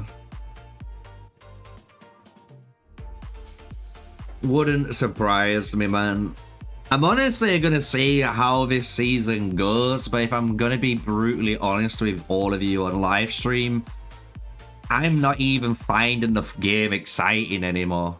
Do you know what I'm saying? Like, I was excited even with B2 being as dog shit as it was, right? I was really excited though for a brand new map, 2 brand new behemoths. You know, we had so much involved in that, and now we're going backwards. Like, we're getting a rebrand of season 1. We're getting a fucking frame that's a color correction on the giant frame. Like, what the fuck is that about, for one? And then it's just like, I don't know. I think the community here at this point, there's 2 players. There's the players like me that has played this game and they've played Rock and they understand what this game's gonna do slowly but surely, and it's not good for the community. And then you've got the other part of the community, which I feel is the guys that kind of like, they know the game is in a dog shit state, and when something comes out in the game, they won't admit that it's not enough. Like, they have this massive copium to try and tell you, what do you mean it's a really good patch? And it's like, it's not a good patch. Compare this patch to any of the other previous patches, even T1, B2, Season 1 Plus or 1 Plus Plus. Each other big edition of this game has had so much more content that was added in compared to rebranding and repainting the Season 1 map, because that's what they've done. They've got Hollandale with the Stone of Peace here, and they've just made it bigger on every landslide. So they've not even had the creativity to go, do you know what? Why do we have rivers? Why not just have lava flowing everywhere? You know, oh wait, we've got poison. Why not just make it all swampy? So this is green, murky water and swamp trees. And all you actually have to do is literally change one asset folder to the second asset folder. It to me is just laziness. Like, and some people might be happy with it. You know what? You know what I mean? Like, some of you guys could be happy with the laziness, but these guys did set a really good standard that they upheld at the beginning of the game. That's why me, Meower, Boss Nasty, and everyone were really excited, and we followed the game as much as we've done. But it's just not, it's not nowhere near the same by now, man. It's craziness. The only reason I feel like I'm still covering it is honestly for you guys. Because I know you guys enjoy my content and love Call of Dragons, and you love the fact that, like, I am one of the guys that ain't gonna bullshit you and, you know, spoon feed you nonsense like some of the content creators want to do and tell you things are good and things are great when they're just not. There's a reason bigger content creators have been leaving the game. Let's just say that. There's reasons for it. And it's just sad that the development team, the community management, maybe that's the problem.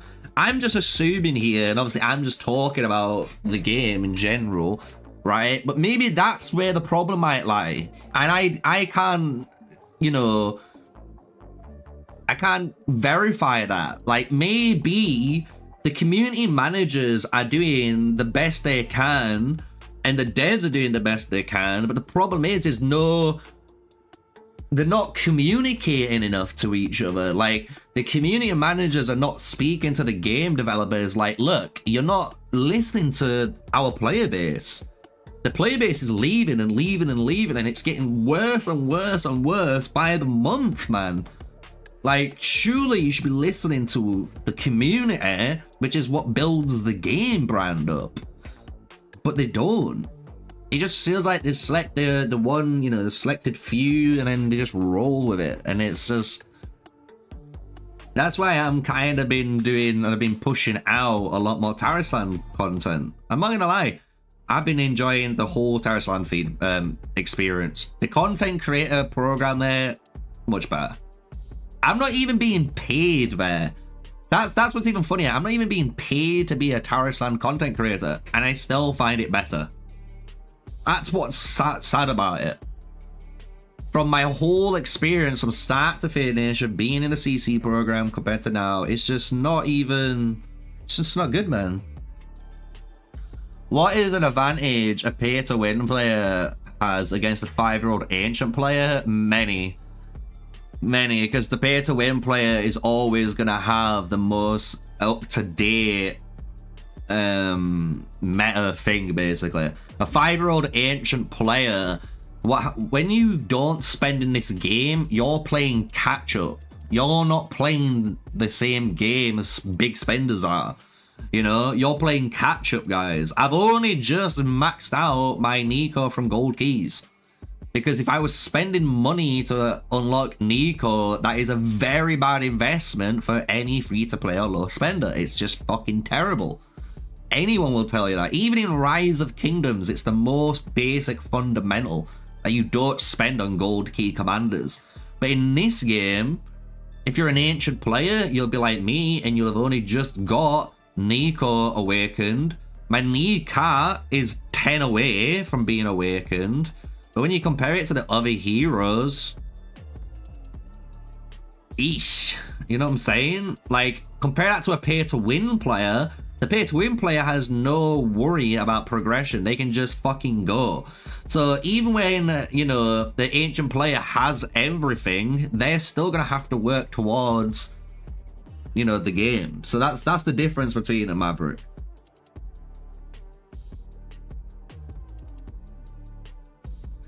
Yeah, the thing is, like, the game, I don't think it's going to stand for much longer. I'm going to be honest with you. The only way I reckon this game's going to be successful is if, like, the Korean and Asian markets carry it. I'm going to be honest with you. Because I can tell a lot of the Europeans and a lot of the Americans are hating the game. Because they really want to support the game. They want to love the game. They want to honestly invest into Call of Dragons to make it a better game. But they don't see, from a spender's perspective, they do not see their money being invested correctly. They do not see positive changes that makes the game go up. All they've been seeing is the game going down and down and down. It's crazy. There's not much competition though. There is a lot of competition out there. The funny thing is, guys, do you know what? We'll do this. I'll show you something which will be a fucking mind blower. Here you go. Right, look. This is my main channel. This is my main channel. Call of Dragons came out the exact same time as Age of Titans, as well as Whiteout Survival. And Whiteout Survival, to this day, apart from technically my Tarisland video now, has the most views on my channel. And also, if you type in Whiteout Survival, it has more views than anything. And it is a MMO RTS game.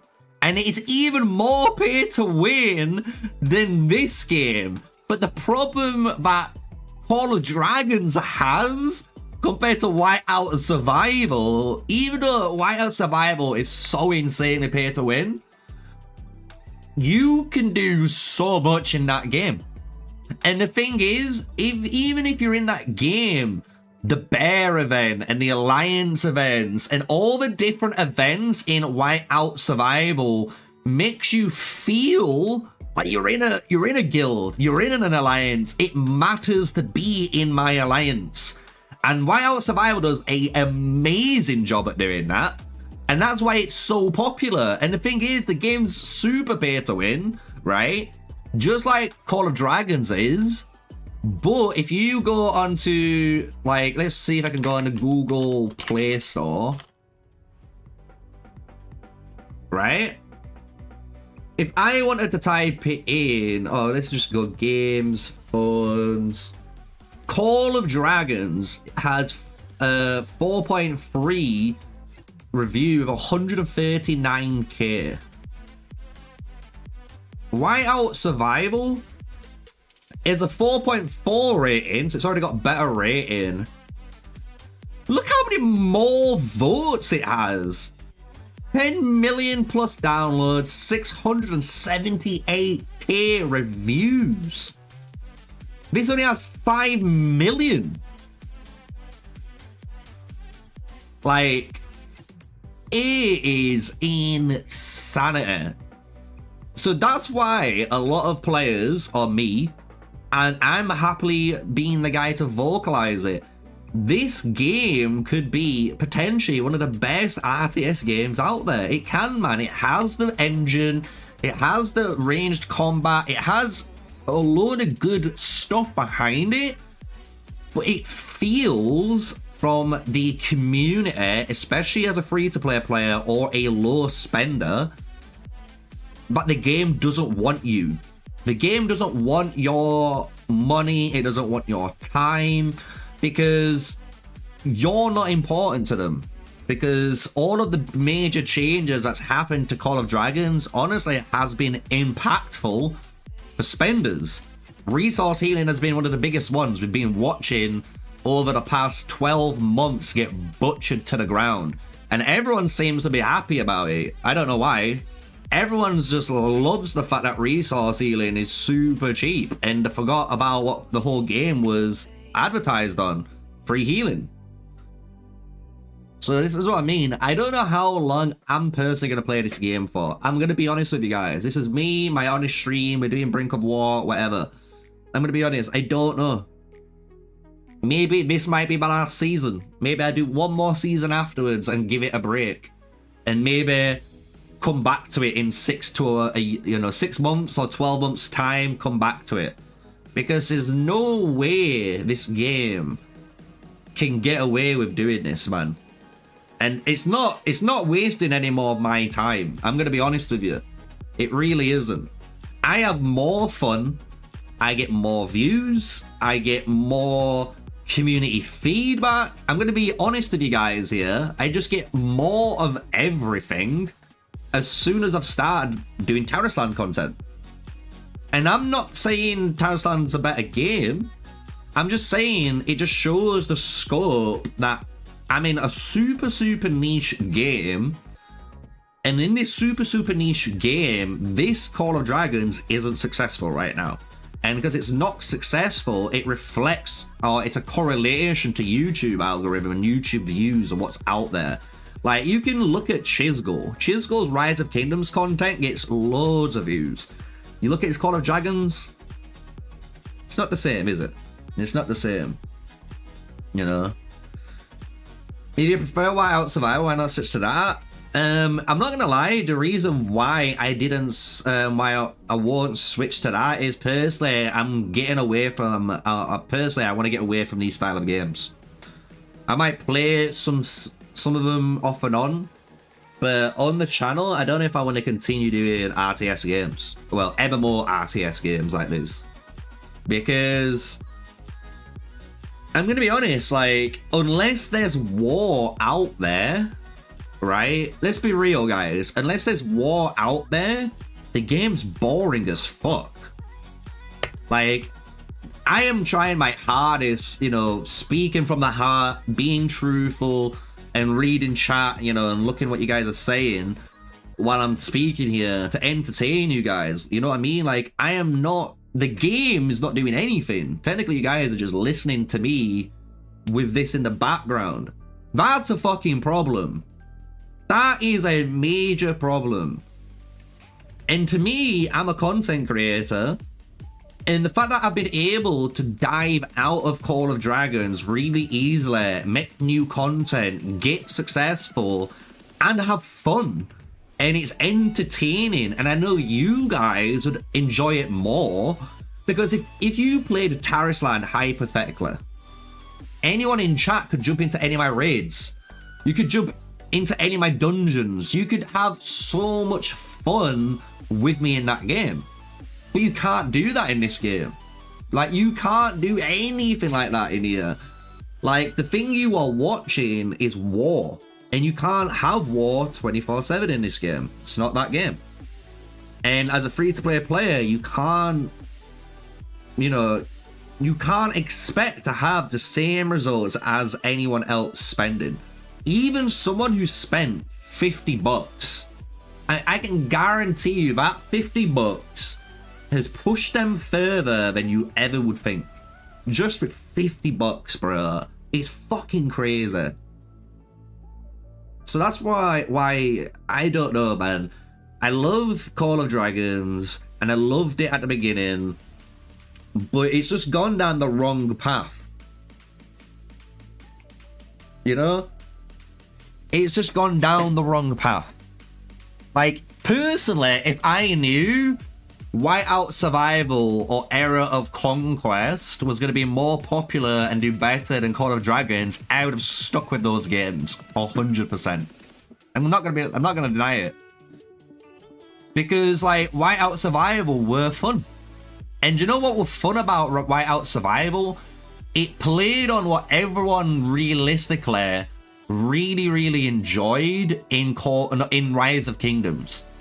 Because when you play Rise of Kingdoms, generally, the meta in Rise of Kingdoms is a very rally and garrison focused meta, because all the flags you can put troops into garrison. So your troops are good, there's some open field, don't get me wrong, but the general gameplay is a rally garrison meta.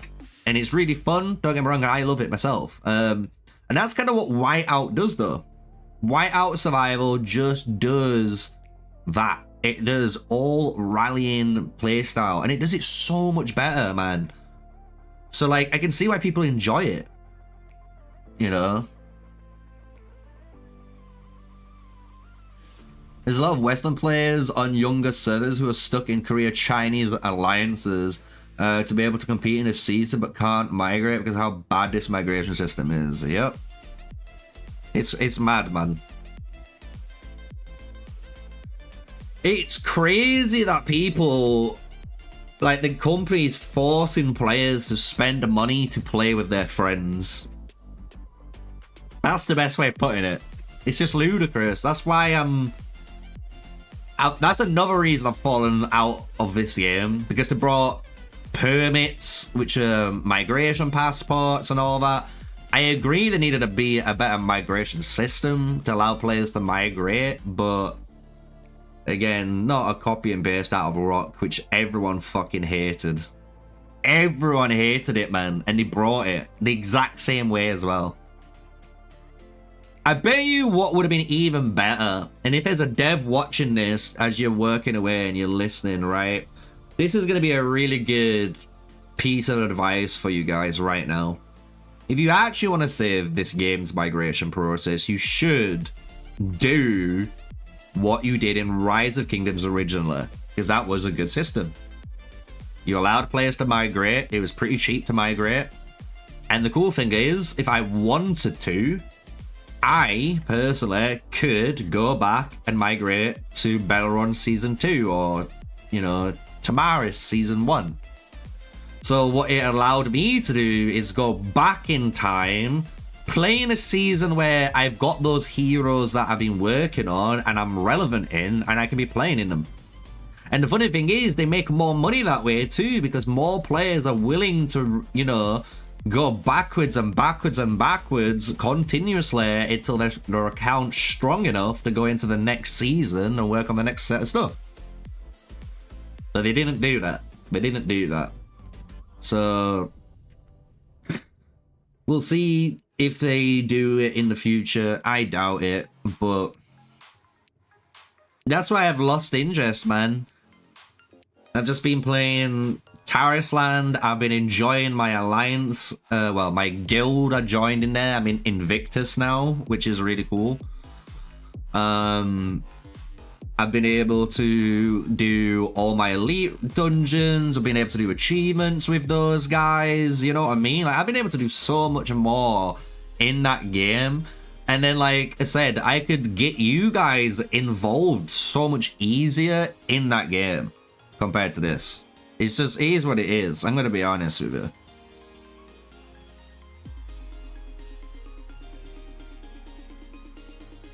It's just a cash grabbing worst way. Exactly, man.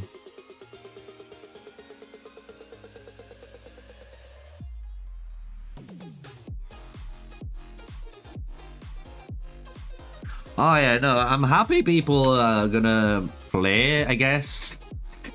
I hope the game somehow does like a No Man's Sky. You know what I mean? Do you know what I mean by that reference when I say like, I hope it does a No Man's Sky? Because that would be really nice to see. But I personally don't see it, man. Because it's like you can monetize the game in a much healthier way in the modern era. Because if you look at most games now, especially like the ones that are making the most money, you know what I mean? Like the companies that make the most money right now are ones that do cosmetics and battle passes. You know what I mean? So like imagine, just imagine, hypothetically, we've got our glass ball here. We can do whatever we want in this glass ball. So don't tell me I can't do bullshit in the chat.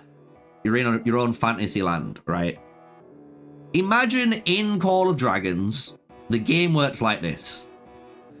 So at the start of your account, you got to pick 2 units. So it told you what each of those units did, and it gave you a tutorial of what those units did. But by picking those 2 units, it unlocked every hero for those units. So if you picked infantry in season 1, you'd get access to Nika, you'd get access to your Garwood, right? You'd get access to Madeline, wherever she is. And then if you picked archers, you'd get access to Nico and Kanara, right? And then for $4.99, a battle pass for the season, you can spend. And guess what? You unlock all of the heroes. And guess what? I can guarantee you they would make more money. Because you're not... What you're doing is you're offering a service. And people prefer services and quality of service over having to spend for the product. Right? So like you could have had this Toha already 3 next season. Next season you could have picked mages and played and got Toha. Or you could have paid $4.99 and unlocked Toha with all of the other units. Do you know what I'm saying? Do you see how I'm going with it? So like every hero is tied to the unit cost. The tech I would keep the same. I would be honest with you guys. I'm not a bullshitter. I'm not a bullshitter. The tech would be the same, because the tech is the one thing which is the long progress in the game, right? This is where players have to spend time all the time to unlock their units. Fair enough. Spend more money in here, fair enough. But heroes, I could start Bella on season 2 and pick infantry mages and have Gresh Skogel and Bertrand and Toha, and then if I wanted to spend $4.99 and I get access to all the other heroes in season 2, Sindron Freygar, you know what I'm saying, Forendil and Theodore. And that just showcases one way you can actually make the game so much more free-to-play friendly, because you're not trying to force players to invest in your game to play it. You're making players spend money for quality of life. Another really good way you can do it is War Pets. War Pets is the easiest way I've been screaming at the top of my lungs for since this has been fucking out, chat, and they still haven't been bothered to do it. Explain to me how 2 warrants in my home kingdom helps me. Explain that, because you have no fucking clue. It has no addition to my account. It helps me 0. Legit, because of how bad an RNG system the game is. And you can do a War Pet Battle Pass. You could literally do a War Pet Battle Pass. You could pay $4.99 for a battle pass, and guess what? It'll give you plus 5 warrants. And if you wanted to, you could pay $9.99, so $10, and guess what? Get plus 10 warrants and whatever else stuff you needed for the War Pet feature. But they fucking don't do that. Can you understand now me as a content creator, why I am annoyed, why I'm frustrated, why I am personally sick and tired of Call of Dragons not doing their best. Because they could easily do much more. They could do easily so much better as a company, as a game, as a new brand of MMO RTS, and they are choosing not to. Like, it's insane. And anyone who's out there, you know, and disagrees, you can happily disagree with me. I'm not gonna shout at you, bro. You can disagree. But to me, you are coping. The biggest copium I've ever seen in my life. Like, it's ridiculous, man. This Brink of War is just another fucking showcase of how I'm just like, whatever. They've given me a new event that a free-to-play player and low spender legitimately gets 2 tokens for participating in. Big fucking whoop-de-woo, man. Give them a gold badge and a pat on the back, chat, man. If you guys are happy with being taken advantage of, good for you. I am definitely not, man. That's why they didn't like me in the CC program. Because in the CC program, I stood up and spoke against them in the whole chat. All of the other content creators would see me in chat lay out how I felt about the game and how they were doing problematic stuff to the game. And they didn't like it, man. It's just like, I don't know, man. You can see where I've just like got to the end of the line of it, man.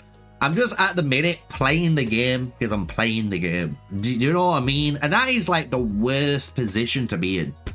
It's the worst position to be in, man. To be playing a game just to be fucking playing it.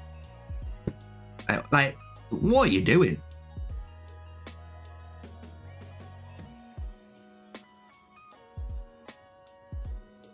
Because it is, man. Do you know what? Legit, if I had the ability to speak to someone, make my own game company, make my own mobile game, MMO, RTS, I would do it within a blink of an eye, and I would fucking, I know it'd be so successful, bro. It would be so fucking successful.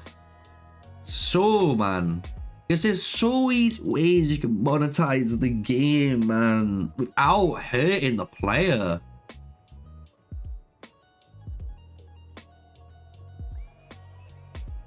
Ugh. Even spenders. I don't know how spenders are still spending. Like, I'm only feeling it now, but I can imagine a spender right now. Bro, you've got scrap and you can't scrap your extra legendary hero tokens you've got still to this day. And that's been asked for over a year. And it still hasn't been done. Like, what are they playing at? Are they gonna do something? Are they gonna listen? Are they gonna stop taking advantage of their community? Like, honestly, that's what I feel like I need to do. Do you know what I feel like I need to do? Go to the next literal meet and greet. You know, the meet and greet for Call of Dragons in Cologne. I need to go to there and just ask them, bruh, how are you not going to screw over the free-to-play players and just wait for them to answer it and just see? And let it go viral. Because there's no fucking way, man. You doubt that would work? Bro, it'd be so funny. Ask the devs. Do you have any plans of adding any extra mechanics which requires the player to spend money? Oh no, when you go to the below, no. When you go to the dev thing, there's more than the community devs and there's some game devs there.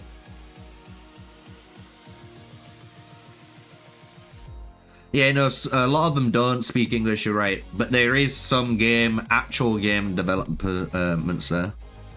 But it's not the proper devs. It'll be just, imagine you've got your dev team, which are like all business decisions, and then you've got like your community devs, they're gonna be there, and then there's gonna be some I would say, you know, like your coders, or someone who does Q&A. Do you know what I mean? Like those type of roles, they're gonna be there. But the actual business devs and the game CEO, they won't be there. 100% they won't be there. But when I mean game devs, I mean the guys who are making the game, like the actual coders and stuff. Because you do see some of the coders there. I spoke to Slongers about it.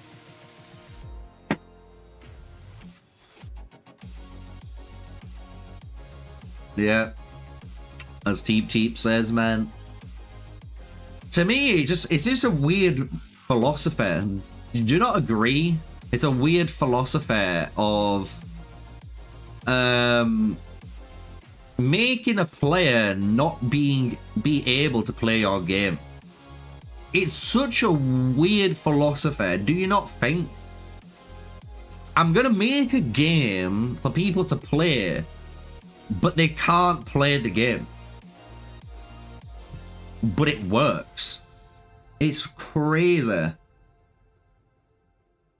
Why is Emrys in the daily deals after 75 days? Because he is, dude. Do you know why? Because players like me, you know? Players like me who haven't spent money in this game and needs to max out the Emrys. Look, I need to spend money to get that, bro. What you mean? It's fucking... It's ogre, boys. It's ogre. This is not a swamp anymore that even fucking Shrek's happy on.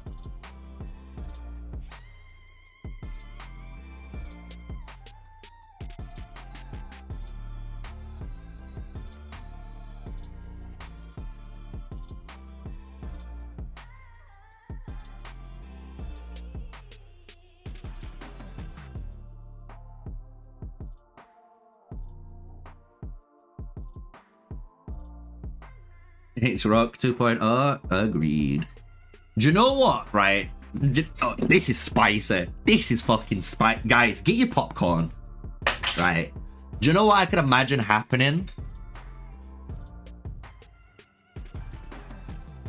Imagine they make a crossover event.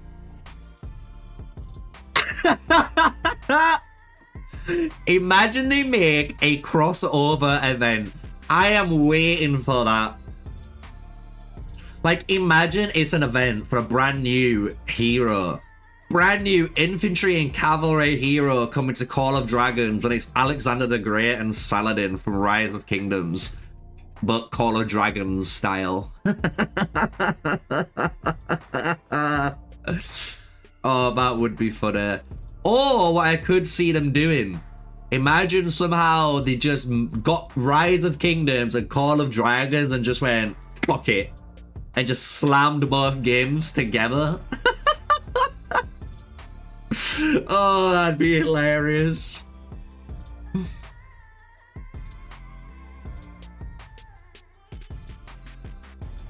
Yeah, legit.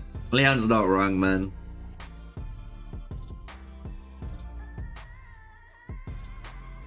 If you want my humble opinion, if you're a free-to-play player, you want to try and find one of the worst servers you possibly could find. You know what I mean? I would find... I'm going to be honest. This is my honest opinion. If you are a free-to-play player, find the worst dog shit free-to-play server you can find. Because I can guarantee you, if you play there, you will have fun. And you will actually play the game, technically, as intended with other players. But if someone tells you to go into, you know, a medium or high spender alliance or kingdom, I'm gonna tell you now, you are gonna fucking hate it. Because you're not gonna be in the top alliance, I can guarantee you. You won't. There's no way. And you need to be in the top alliance in those kingdoms to actually get the benefit, which is the growth of all the chests. Because as soon as you're not in that, you'll notice those type of kingdoms, the worse, so that, like, even in my alliance, my kingdom, right? Really good example. I could just do a live one here, right? Like, a good example, look. If we went to Alliance Power, look at the fucking difference, bro. If you are not in this 12.68 million alliance or the 6.7 million alliance, you're fucking dead. You're worthless. You're not gonna grow. But if you find a server where all of the players or all the alliances are like 2.3 million, you're not gonna have actually a bad time, because as well you might get match made against other servers similar to you, so you technically get more of a chance of playing the game. But if you're not gonna do that, and like Teep or whoever said it in chat earlier, bro, if you're a free-to-play player, you are legit the sheep. You are the cannon fodder. You are the guys that are running first on the beach for all the spenders, all the Krakens to mow down with their M90s. I'm going to be honest with you. Yeah, you're on the side character. Yeah, that's it. Free-to-play players are the NPCs, and the Krakens, right? The Krakens are the protagonists, and the medium and low spenders are the, you know, the just actual story characters that need to be there to give you the context. They're not super powerful, but they can definitely shit on an NPC, but they're not as weak as an NPC. You know what I mean? That's what everyone else is. That's kind of what Call of Dragons is. We've got NPC and protagonists, and most people are most people's are NPCs.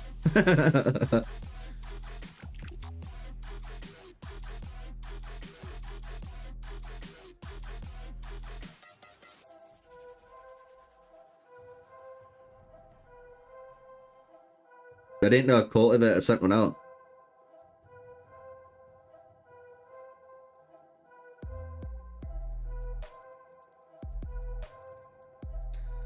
Do you like the new setup, by the way? I don't know if you guys can tell, but the camera is literally there, like, properly. It shouldn't move unless I move it. I can move this way. So you can just see a little bit of a table here as well, but it is what it is.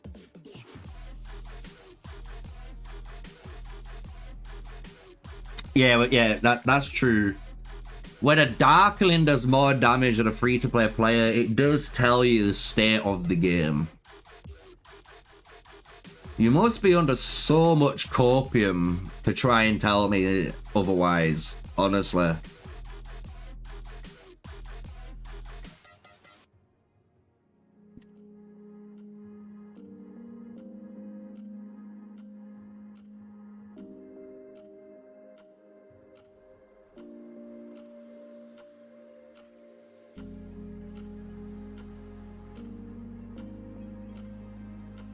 Right, I need to find a rally target, chat.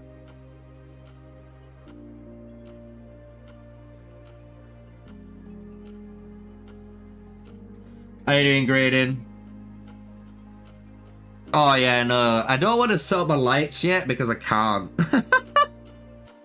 I would show you guys, but do you know what? Fuck it. So, as you guys can probably tell, this is the green screen, right? But there's the lights. They're the lights right there. They have lighting. It's just, they're fucking there. They're not on this side, they're on that side. And the other issue is, like, you know, I'd have the light here, like, you know, like around this bit, but I can't because my fat, lazy cat,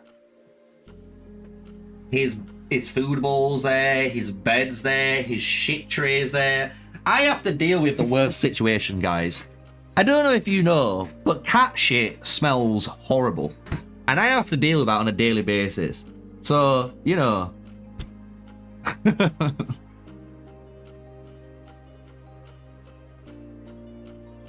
It's crazy to me how you can spend 3,000 by season 2 and not even be a top 40 player in your division. Yep.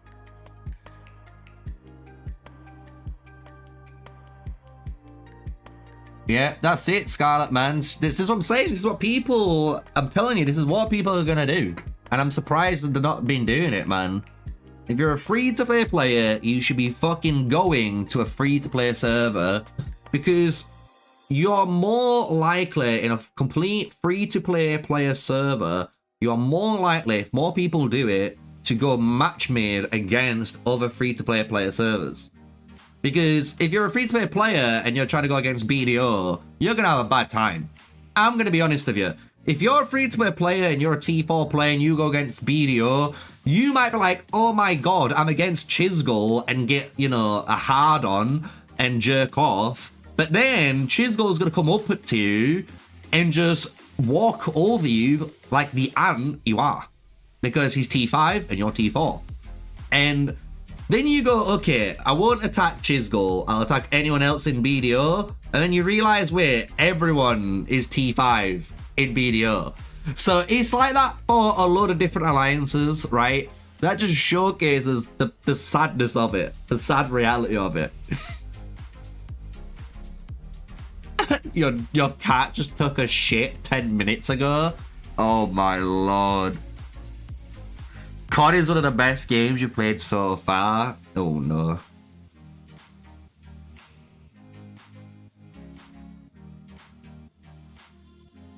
You're in ZFS going against Noir? You're not going against Noir. What are you on about? Why are you fucking lying? I already know that's bullshit. I have already been told numerous times TFS and Noir are allied this season. What are you on about? Are you trying to lie?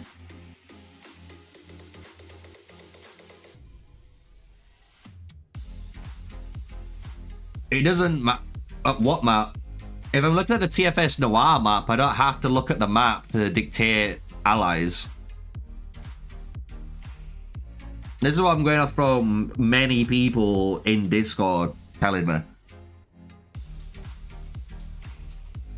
Your economic research is the most efficient power gain, but it doesn't get you the most. I'll be honest with you, it doesn't get you the most. It gets you, look, 584k for that.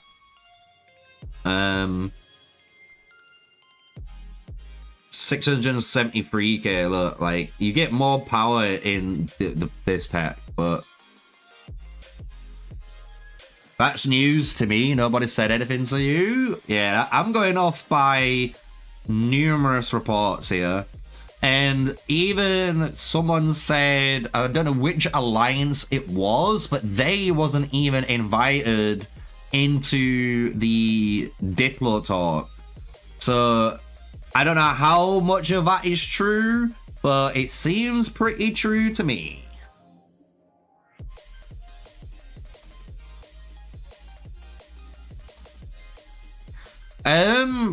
Building power doesn't help you in combat is kind of a lie. It does with certain buildings, right? So like all of my hospitals are max level, right? And they give me 0.5% overall HP bonus. So if someone again doesn't have max hospitals, I have a 2% HP bonus over someone else, you know, over someone else. And I'm sure even these do, right? Yeah. Every building does. You have a stat bonus tied to the level. So it doesn't matter. It might not think it, but you'd be surprised on how much those percentages actually do matter. It makes sense, Noir. It's BXS and EIS. Yeah, that's what I thought too. So, from what I understand, I don't know how the talks have gone down, but I think Jason spoke to the Noir guys and so on, and then I think they're allied. That's all I've been told, and what I remember from the Discord conversations. And that's been said about 3 or 4 times in a row in Discord. Not my Discord, the official Call of Dragons Discord chat. Like, with BXS, TFS members being in there. So it'd be interesting to see what it does, you know. I do want a big shout out to Gradin, my guy, for hitting the sub button again. I want to say thank you for your membership to the Sneaky Army, my dude.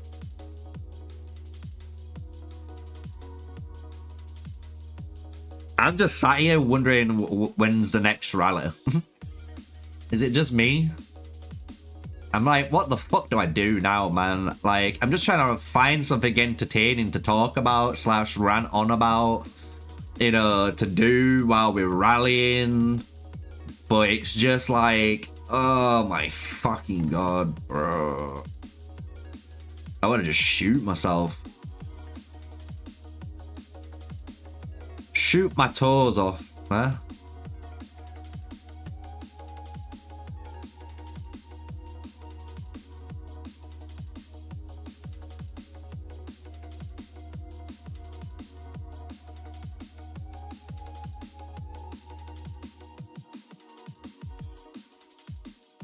Yeah, we had a watch party when Jason left, said he had to talk with Satoru. I wonder why, bro. I wonder why. It's funny though. I will let you guys know. Do you want me to do something for you guys? Are you wanting to watch the Euros? Have you guys been watching the Euros? I've been watching the Euros. Have you been watching it? I am surprised as anyone. I am surprised as anyone that England are in the final. I honestly did not think for 1 second England will be in the final. But on Sunday, either hopes and crushes, you know, hopes and dreams are going to be crushed, or they're not. Yeah, I saw that quick upgrade costs 10 skills now, so they nerfed pets. I know. I know, guys. You know, before you could upgrade a skill. This is 4, but if you want to quick upgrade the skill from here... I forgot where it is. Is it in here? No, it's in this one, right? In here, if you want a quick upgrade, it's 10. It's weird. Do I think it's fucking coming home? I don't think so. I'm not gonna lie though. Right, this is me being honest. Watching England play, I thought England were absolutely trash for the entire competition. And then last game, when they played that first 45 minutes, like the first 45 minutes, they played really well. And then after half time, it was a little bit slack. It was a little bit slow. It was a little bit sloppy as well for my liking.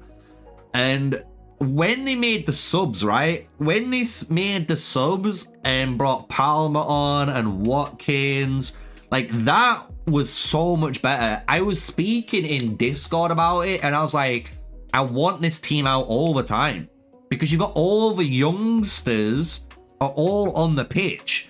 And don't get me wrong, Kane is an amazing sniper. He's an amazing shooter. But football isn't that game anymore, bro. If you have not got any pace, if you're not fast and you cannot dribble as well as shoot, you're in the wrong sport now, bro. Football has adapted so much quicker. It's like a good comparison for anyone who watches who's an American.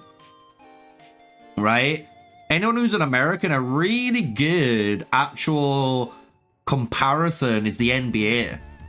Because back in the day, everyone knows the NBA used to be called a 2-point game. It was all about being in the D, getting dunks, everything. Michael Jordan, everyone loves that shit, right? However, in the past coming years, I don't know if it was in 2018, 2016. I might be wrong. Someone who's an NBA fan definitely will correct me on this. But during that era, the Golden State Warriors played a different way. And the way the Golden State Warriors played, after drafting arguably one of the best teams in the world, they shot 3-pointers, and they shot so many more 3-pointers than any other team that you couldn't beat them. And that became the way NBA is played now. If you cannot shoot a 3-pointer as well as a 2-pointer now, you're not worth money in the NBA. Like, if you want to be a power forward, you best be able to dunk, shoot a 3, and block. You best be able to do them really well. It's crazy how the game adapted, and that's kind of like what football's done, right? Football's done the same thing. It's just like, it's just a faster game than it used to be. A much faster game, and it's just played different. Like, imagine trying to watch playing from the back. Boys, imagine watching in the 90s people playing from the back. You know it would be a recipe from disaster. You know people are gonna lose that ball. It'd be crazy.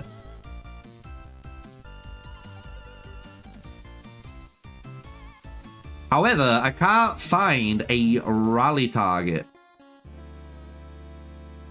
There we go.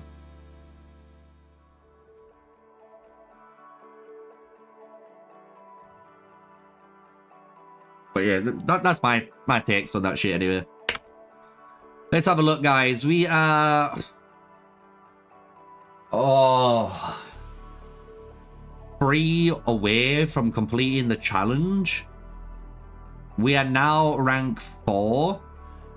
My alliance are telling us the best way to do this is through duo rallies, but I don't believe it is. I'm going to be honest, but we'll soon see.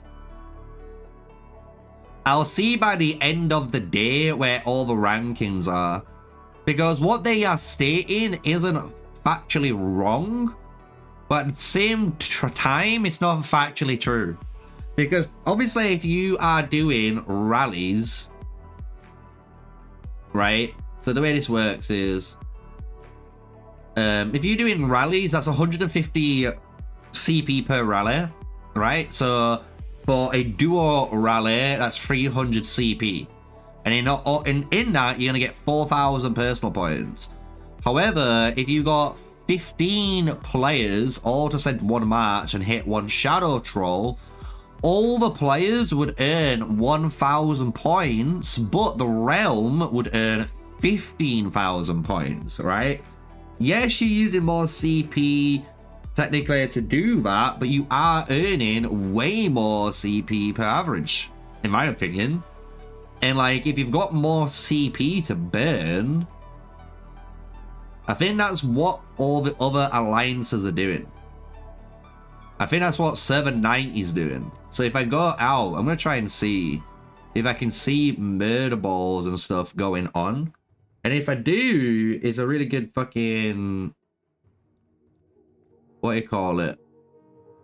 790.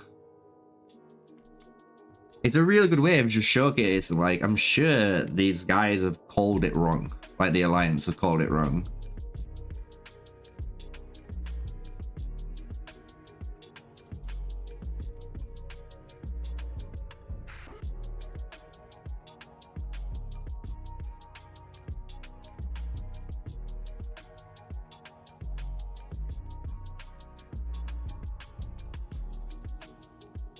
He's rallying.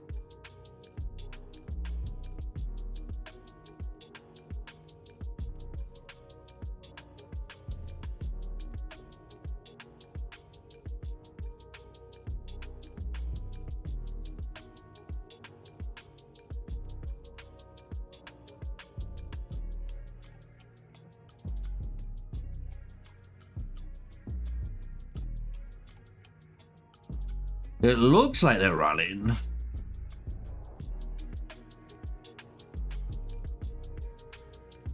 But yeah.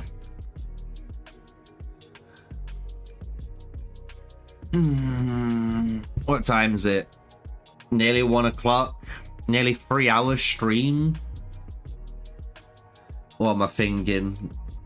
I don't know, maybe I end stream, have a break, come back on stream, but I might stream something else instead of COD. It's just... But what I will do, actually, since you guys are in chat, what do you want me to specifically cover in this Brink of War video? Obviously, I'm going to go over all the rewards, right? I'm going to explain how to get the points. I'll explain the damage rewards as well, right? Do you want me to showcase the map too? I could do that. Open up with this in the video and then carry on from there, right? I think I've got it. I think I've got what I want to do in my head.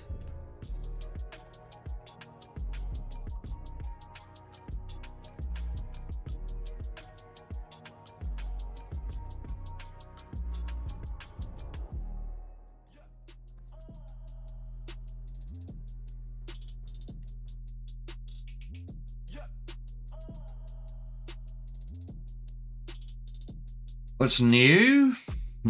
Nothing, my dude. I'm going to be honest with you. Nothing. What's new? Nothing too much.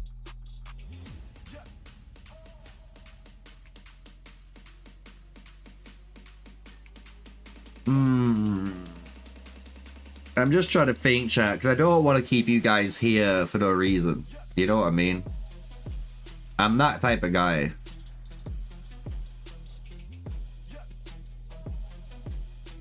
I can tell you I will stream the Brink of War event a bit again in a couple of days, right? Because this is when I'm going to promote my troops. So I will stream when I'm promoting my troops. We can see what this looks like by the end of it.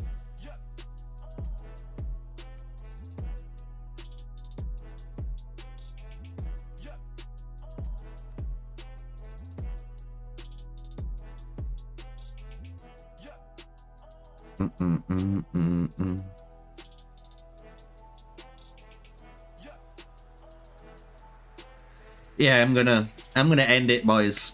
I'm not gonna lie. I'm gonna end it. I'm gonna have some food.